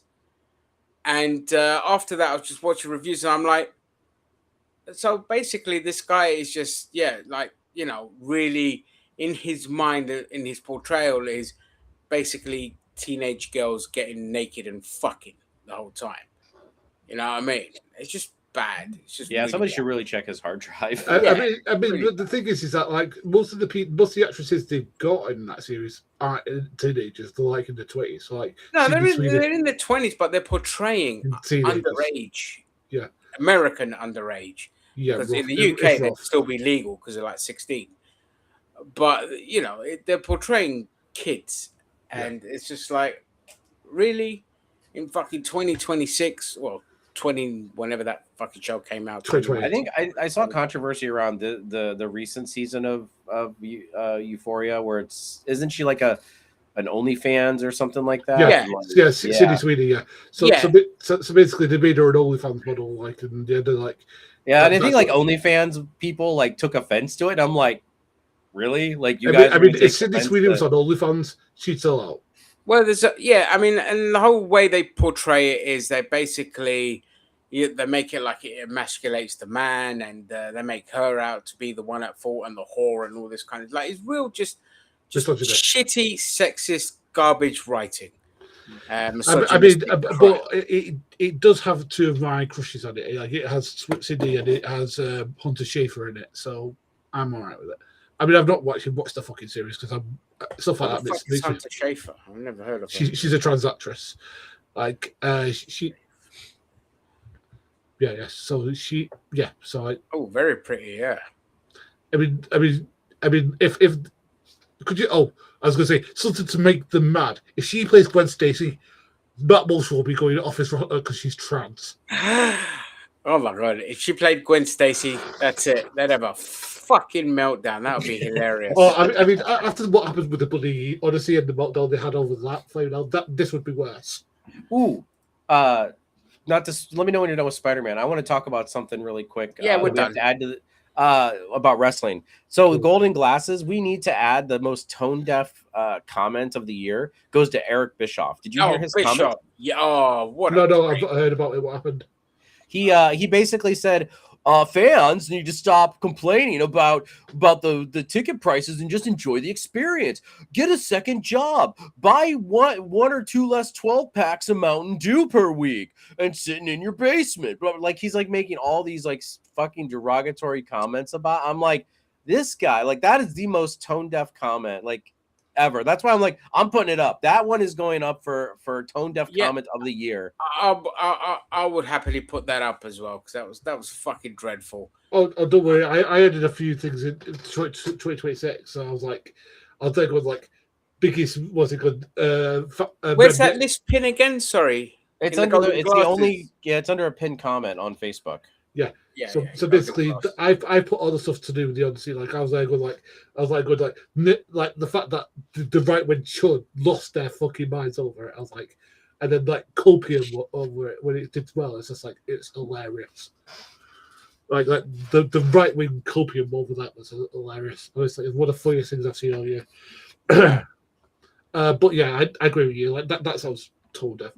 I'm trying to think what else is tone deaf. Everything that WWE has said has been fucking tone deaf. Oh You yeah. know what I mean? I mean, I can go on about WWE for like I've been watching like the news reports more than I haven't watched Raw or SmackDown in like forever. I watched the first night of SummerSlam and like I started the second one and I was kind of over it. Hello, Gamer James. Destroy everything. Yeah, well, unfortunately, that's the world we live in, where the rich and the powerful take the things you love and take a great big massive steaming dump on it. But the good news is we're accelerating the extinction of our species, so we won't have much left to go. But back to Eric Bischoff, like that guy. Oh my god. Fucking hell. So okay, you don't buy a pack of 12 Mountain Dew, you save about what, $18 or whatever. I don't know what it fucking costs, $10. You get two jobs. That should really help towards the $400 to $5,000 tickets that you now pay for to watch just even an episode of Raw. Fucking idiot! Like this is the problem. This is the problem with rich people. Is once they get rich, they forget about, or they have because they're so rich, they have no idea just how much worse things are compared to when they weren't rich. And I don't know Bischoff's history of where he came from. I don't care. I've never liked the fucking guy. All right. So they just don't understand, and they're just fucking tone deaf as anything. And yeah, it really does need to go into the Golden Glasses thing, and hopefully it wins. Oh wow, we actually didn't do a tone deaf last year. I don't think. All right. I think we did. We must have done. Yeah, we did. I know we did it 2 years ago, but I don't see it on here for last year. Wasn't it like a Gwyneth Paltrow one? Wasn't that 2 years ago? Or, no, was that this year? I don't know. Yeah, yes. So I mean, like as I said, like wrestling at the moment. I only watch British wrestling at the moment. To be honest with you, Paddy. I mean, that's because you're a cock. No. Yeah, I mean, it's because AEW I want to be better, but isn't. TNA's gone downhill. And they've been like WWE. TNA's gone to shit. So WWE is purposefully like tanking that so that they can either buy it or fold it or sell it. Yeah, I mean, if Tony Khan buys that, it's like. I also added we didn't have one in here last year. Oh, I can't find it. Enough. That's all right. I'll add it. Add that. Shit. Now I forgot what I was going to say. Send me the. It's in the Golden Glasses group on Facebook, right? If you look under, it's the only pinned comment. That's it. That's fine. And it's under a Google Doc. It's a link. Yeah. I mean, I've already put some stuff in there, like my. Yeah, I already approved them. I put under greatest endurance of abuse in 2026 is WWE fans wallets. Yes. Yeah, that makes sense. What else? What else should be there? I'd also say like, it is. I don't know if there's like a award for the biggest flaming like sufferers or something like that. I put the women's division, the WWE women's division, because a lot of the people in that division get injured. Like we've had like especially once they win the title. Yeah, It's like that title's cursed. Oh, yeah. Has Dan Houser been around? Now, to be fair, Chelsea Green's the orbital thing, she can still work with that if they let her. Like, it depends on how bad it is. It doesn't look that bad. I saw what it looked like with the orbital bone fracture. Like, it's not that bad. Like Cody, I think it was probably wear a mask. I think Rhea Ripley worked with a worse orbital fracture than that. Now, whether WWE lets her work or not with a face mask on, that's up to them. I don't know. Why can't I fucking see the pinned comment? It should be. Go to the pinned comments. Should be the only one in there. I just need to link you fucking boomer. Let me see if I can help you out, man. So if you go to the thing, I'm not using my phone, by the way. I'm on my. I know. Yeah, you're using your laptop or you're using your desktop. Yes. So if you let's look, see if I can do it. Bloody hell. Yes. So if you open it up. If you open up in Facebook, there's a thing that says, view pinned messages. Let's have a look. Yeah, so actually, it's not showing it to me. Maybe my fucking version is shit. I'll take a thing also with a snip of it. Let me just see. I'll just send me. Just send it to me. Just send it. I'm just gonna send you the link in the private chat. Just send it to. Yeah. There you go. Oh, did you already send it? About to. There you go. Cheers. Right. Let me bookmark this. I'll bookmark that so I have it. Thanks. I'm not going to go for it now. I just want to. So afterwards. Yeah. I love a so I think X-Men 97 season 2 is going to be inflaming our worst returning series, which is a shame. It's a real fucking shame. Well, is that or The Boys? Really? The final season. People said it was shit. The final season was shit. Awful, absolutely awful. It started off good, but it just turned absolute melodramatic. Wait, what are we talking about? Garbage. The Boys. Oh, yeah. So I have different issues with it than you guys do, but yeah, that's fine. But yeah, I'll add. So it's The Boys, it's X-Men 2, Rivals Series 2 as well.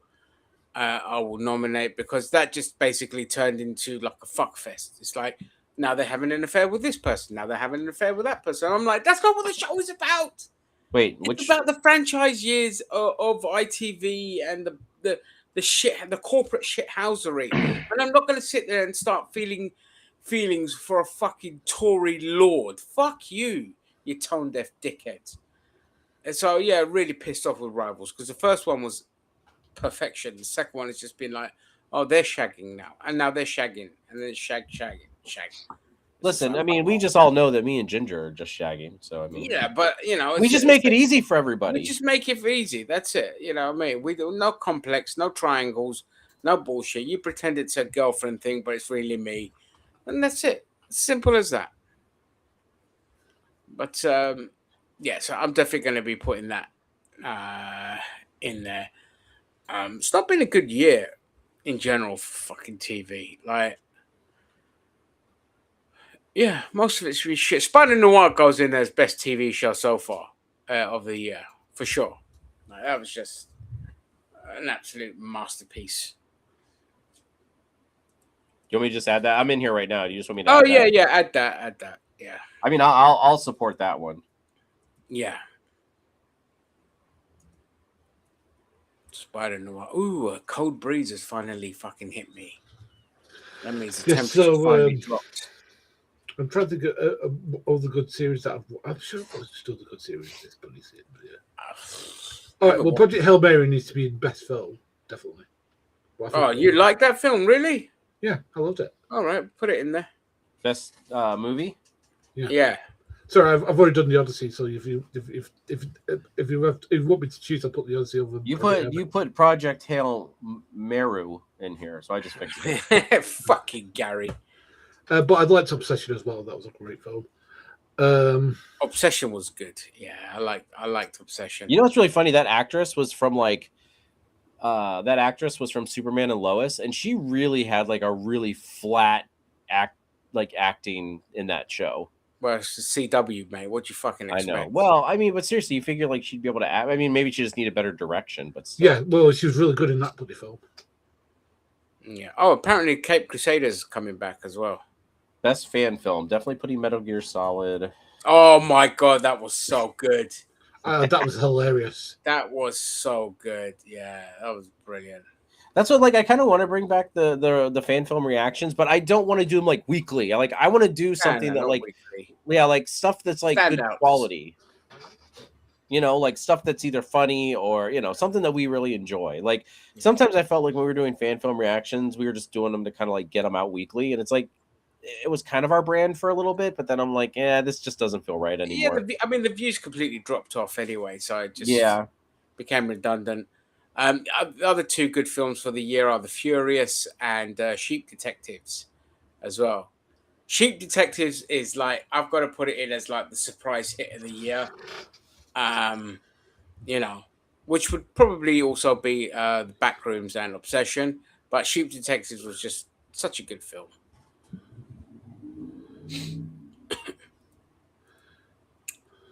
Let's see. But yeah, in terms of TV series, I mean, I'm a bit bad because I don't really watch much TV anymore anyway. I don't watch many shows. Just kind of, I can't stand the writing anymore. It does my nutting. So I just go back and rewatch old shows where the writing was good. But Zam could probably nominate about 20 of the shit that he watches, because he watches anything. I know, like, yeah, dude, like 90% of our best shows, I'm like, did Zam watch it? Well, then it's going to be in the best. Yeah.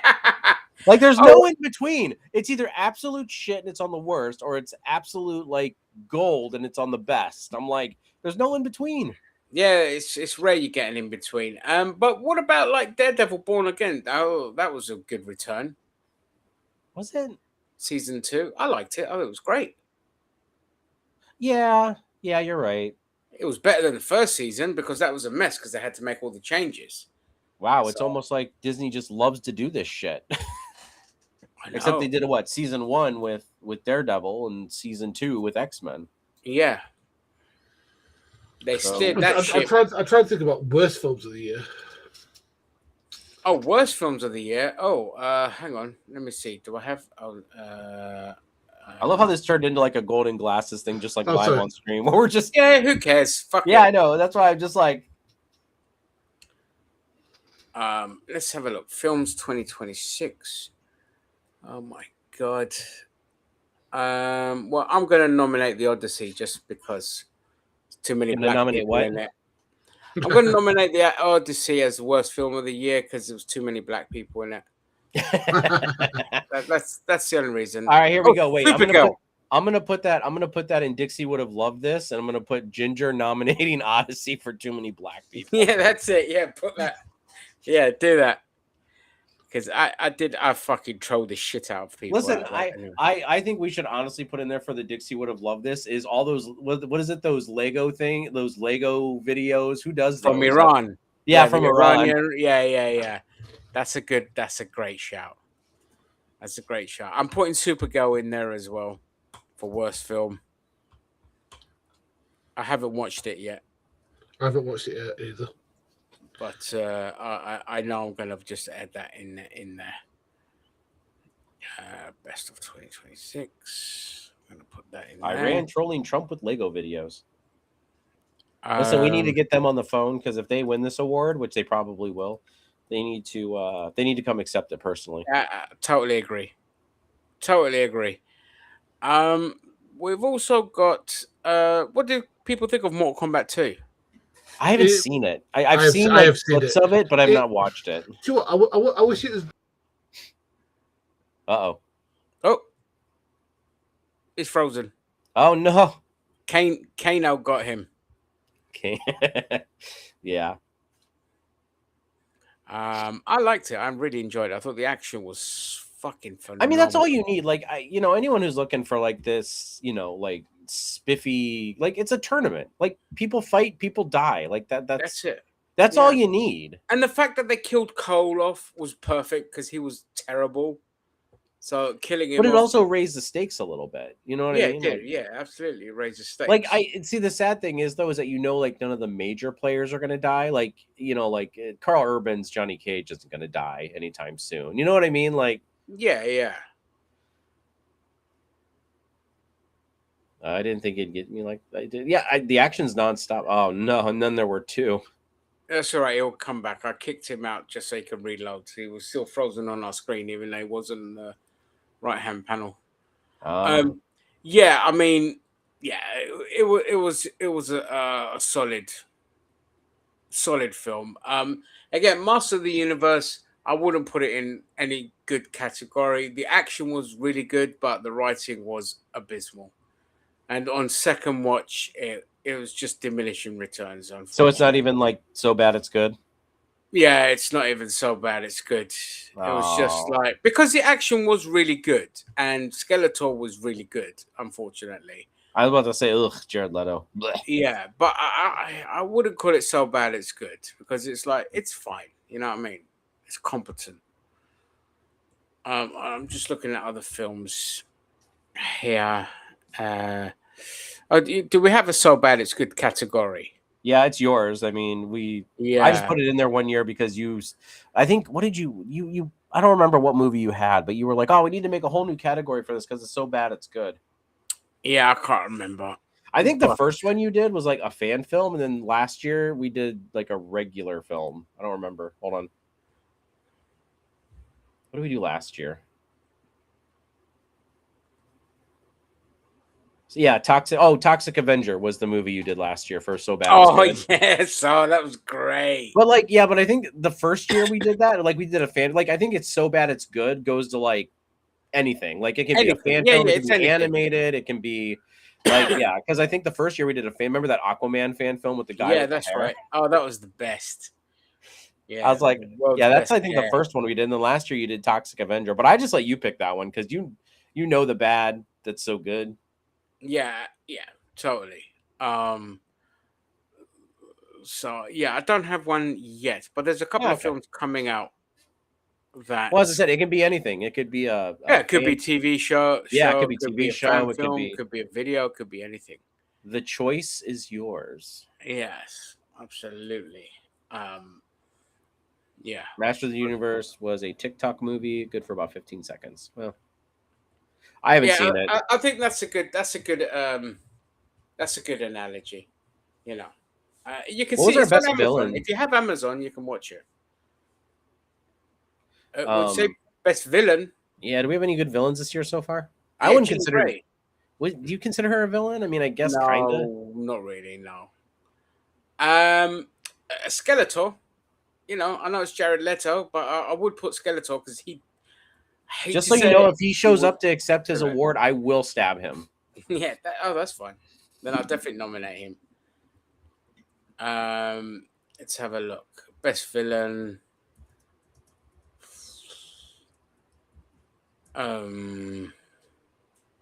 Is that for film or is that for anything? I think it's for anything.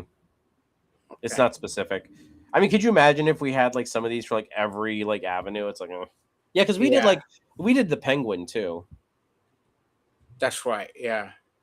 Was I think one of the best villains, but he was like the main protagonist of his own show. So it's but he's still like the best villain. But it was still a bastard in it. That's what was. Oh yeah, he was a villain. Like he was just the show was focused on him. It was good. Yeah, fucking chokes that little bastard out. It was great. Oh, best villain. You can add Michael from the Michael Jackson film. What? Because that fucking nonsense just gets us away with it. People still defend him. Oh, there he is. Oh, fuck me. He's on his mobile. Sorry. Hey, it's Easter Island. Yeah. See if I can just do that. No, it doesn't work. Yeah, it doesn't do the flip, unfortunately. What was you saying before? I'll just say like I was just saying like the films that I love to see was like The Odyssey, Fragile Mary, Obsession. Those are the ones that I thought mint. I thought the fan film we watched of the other day was all right, Chio. Vader. Yeah, I thought that was pretty good. Okay, well, so, I mean, we can't. All of the fan films can't be on there. Like, it was good, but like, it didn't like make us. It didn't make me feel shock and awe. I thought it was good, but like at least with It the dragged Metal a Gear bit. Solid one, at least Yeah. it stood out because But it of the was good. comedy. Yeah. We can discuss it as we get closer to the Golden Glasses. Yeah, that's fine. What about Mandalorian? Did anyone watch that? What would that I honestly didn't watch it. I haven't seen. I know. I think it's on Disney Plus now. I think I haven't watched Yeah, it. it is. Yeah, because I was going to say, yeah, I haven't watched it yet. Mandalorian and the little shit. Yeah. To be honest, like, I mean, it's the first Star Wars thing I can do shit about. I mean, I've given up on Star Wars after the ET one, which was either with Jude Law. After that, I was just like, that'll do me. Which I enjoyed that one. ET one with Jude Law. Yeah, I forget what it's called, but it had the ET vibes. Skeleton of it. Crew. That's it, Skeleton Crew. I enjoyed that, but it took 4 episodes to get good, as well. And it was only like an 8-episode show. Like, yeah, exactly. But after the other 4 episodes were excellent. Really redeemed it. Do we have any like most shocking deaths? Most shocking deaths. Like, not old people. Like, if people were like in their 70s, 80s, 90s, like, that's not shocking. You know what I mean? Like, we can mention those people that have died, but like, I'm talking like, oh, right, actual deaths. I thought you meant like in a show. Like, wasn't there a young actress that died recently? She was on some show recently. Yeah, she's only 18. Yeah. The I think she was like the one who was on was it on the Moana or something? Yeah, that's it. Yeah. I can't remember what her name is. I'm sorry, I'm really bad with the name, but yeah, she died recently. Bonnie Tyler.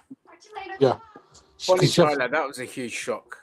William Orbit. Oh, Anthony Head as well. Yeah. But no, he'd been sick for a while, so I wouldn't say that's shocking. Oh, right. Well, I didn't know that, so it just came out of nowhere. But yeah. Sam Neill. Wait, am I putting Anthony? What is his name? Anthony Head.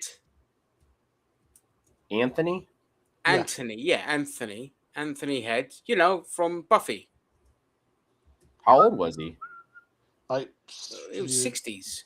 Yeah. Well, that's okay. No, but it's still, he was like, he was ill for a bit, but I didn't know he was ill. Okay. Lucy Davis, I know she's not dead, but she's got stage 4 cancer. She's not going to survive. William Shatner and his daughter beat stage 4 cancer. William Shatner just will not die. She's literally going to die, unfortunately. Paddy, I just had a thought for worst TV series. What? Alley Cats.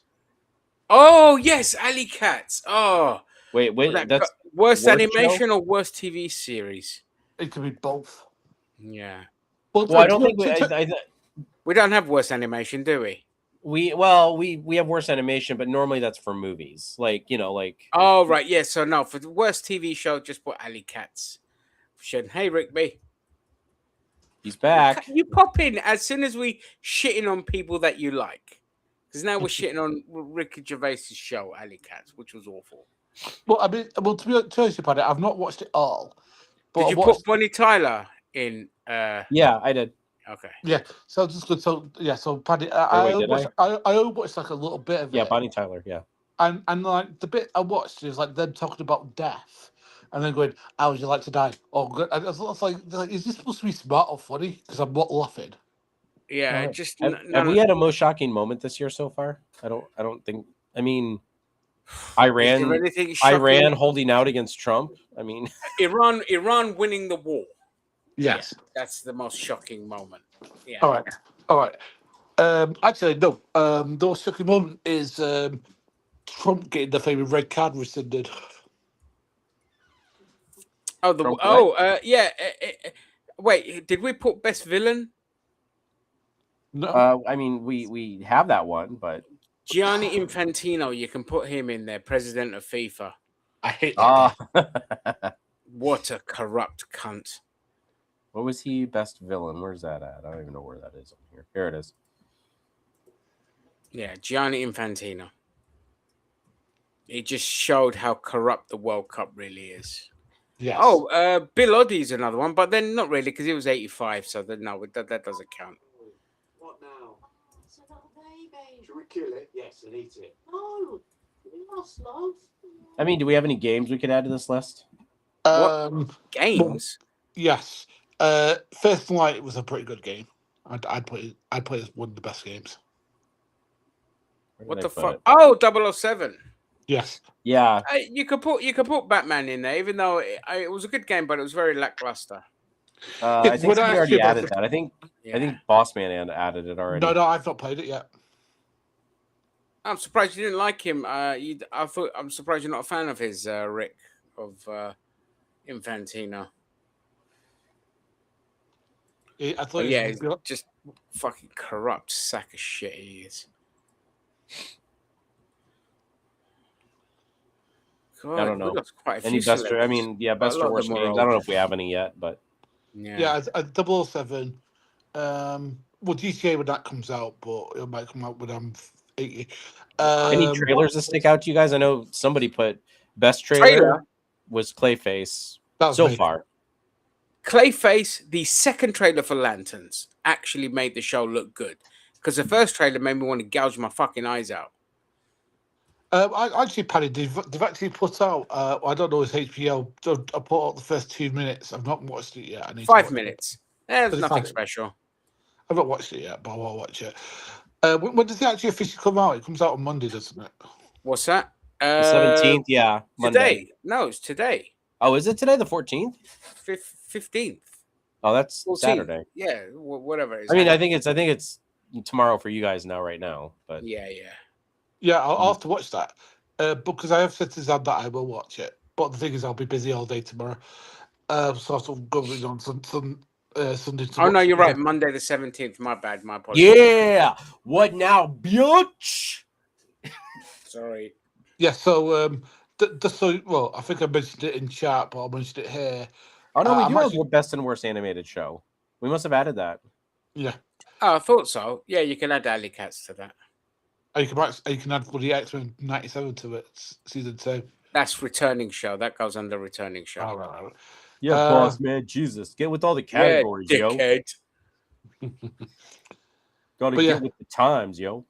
Yes, just to mention to people here, on Monday till Thursday, I'll be in wrestling camp with Damo and Nikki Cross. Is that where they like teach you guys how to fist each other in the matches? I can't wait for you to get down and do some fisting with Damo.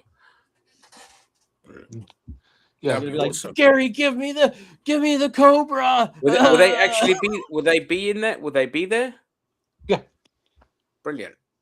Yeah, by the way, do you know what I reckon? Sorry, 1 second. I know what I'm going to end up putting in so bad it's good, and that's going to be Street Fighter when that comes out. Yeah, I betcha. Yeah, I betcha. Yeah, that does look like hilariously so bad. It does look hilariously bad, but you know what? I mean, lean into it. That's what it's good for. The first Street Fighter did it. It was fine. Yeah, and I love the first Street Fighter. I fucking love it. I can rewatch it over and over again. Yeah, the one with Jean-Claude Van Damme. I mean, it's shit, but I love it for it. All right, about Masters of the Universe, I thought that was so bad it's good. Okay, there you go. You can put that in there. That's not a bad shout. Because I watched it recently and. But just remember, Ginger gets to pick this one. So bad it's good. It's all right if Gary just. I picked the winner. Yes, that's fine. So I mean, let's say Street Fighter does not even live up to your so bad it's good expectations, then you can put Masters of the Universe over. Yeah, that's fine.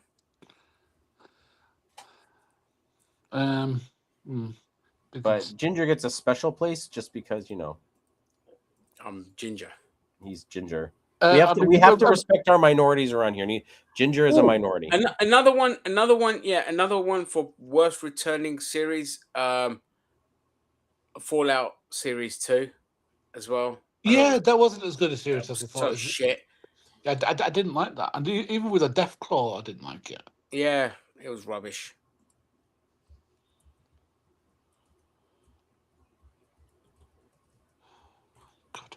Anyway, trying to think what else. Why can't I see you editing this? Hmm? Should be showing me. Oh, right. It's got your face in the corner there. That's it. Well, I'm trying to think of what legitimately was the best film I've seen this year. So worst returning show, that's going to be X-Men 97 as well, right? Yeah. I mean, is it really that bad where it's like worst returning show? It is really bad. It's really bad. Okay. I mean, like, that's fine real. because I get, like, it had a high bar to clear anyway. I didn't think it was that bad, but I see all the issues. I don't think it's great. Like, I don't think it's as nowhere near as good as the first season. Is it really that bad? But I mean, that's okay. You know what? You're right. It is. I know bad. I'm right. I'm always right. Whoa. I think we're just more disappointed because season 1 was so banger. Well, no, they got rid of Baudemont and they just replaced him with a retard. No offense, who doesn't know how to write a good fucking continuity with what was already in place. Yeah. You know, it's just inexcusable. God, I fucking hate bad writing. I hate bad writing. I hate it. No. Yeah, when me and my girlfriend were watching the episode, the last episode, she's like, "Man, this is really rushed." I'm like, "Yeah, it really is." Do you know what would be a good category? I don't know how to word it exactly, but established franchise release a show and nobody give a fuck about. So a good example is Darth Maul. Nobody fucking watched it. Nobody cared. Yeah, whether it was good or bad, nobody cared. Nobody cared. So maybe we could do that, like dead franchises. No. You can just call it the biggest dead fish of the year. No, I wouldn't say dead fish. For like, or nobody cares. Franchises forgotten something like failure. I don't know. Let me think. Just put the category for now as nobody cares. Okay. So we know how to come back. Biggest meh of the year. Or franchise release nobody watched. Something like that. Franchises fall from grace? Yeah, potentially. No, it's not really that a fall from grace. It's more just like nobody cares. Because if we talk fall from grace, that's fine. But it's more just like nobody cares.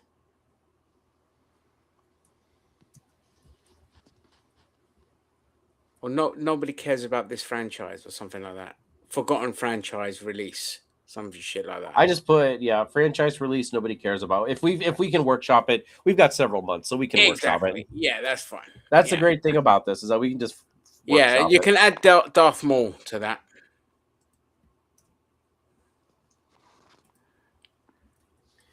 I know Zam's gonna probably add it to like best or something like that. It's like most the of those best. will be like fucking Star Wars anyway, because there was that, and I think there was a couple of animations they released nobody fucking watched. Yeah, didn't they release Vision Season 3 or something? Yeah, and they've just released like the 9th Jedi, and nobody fucking cares.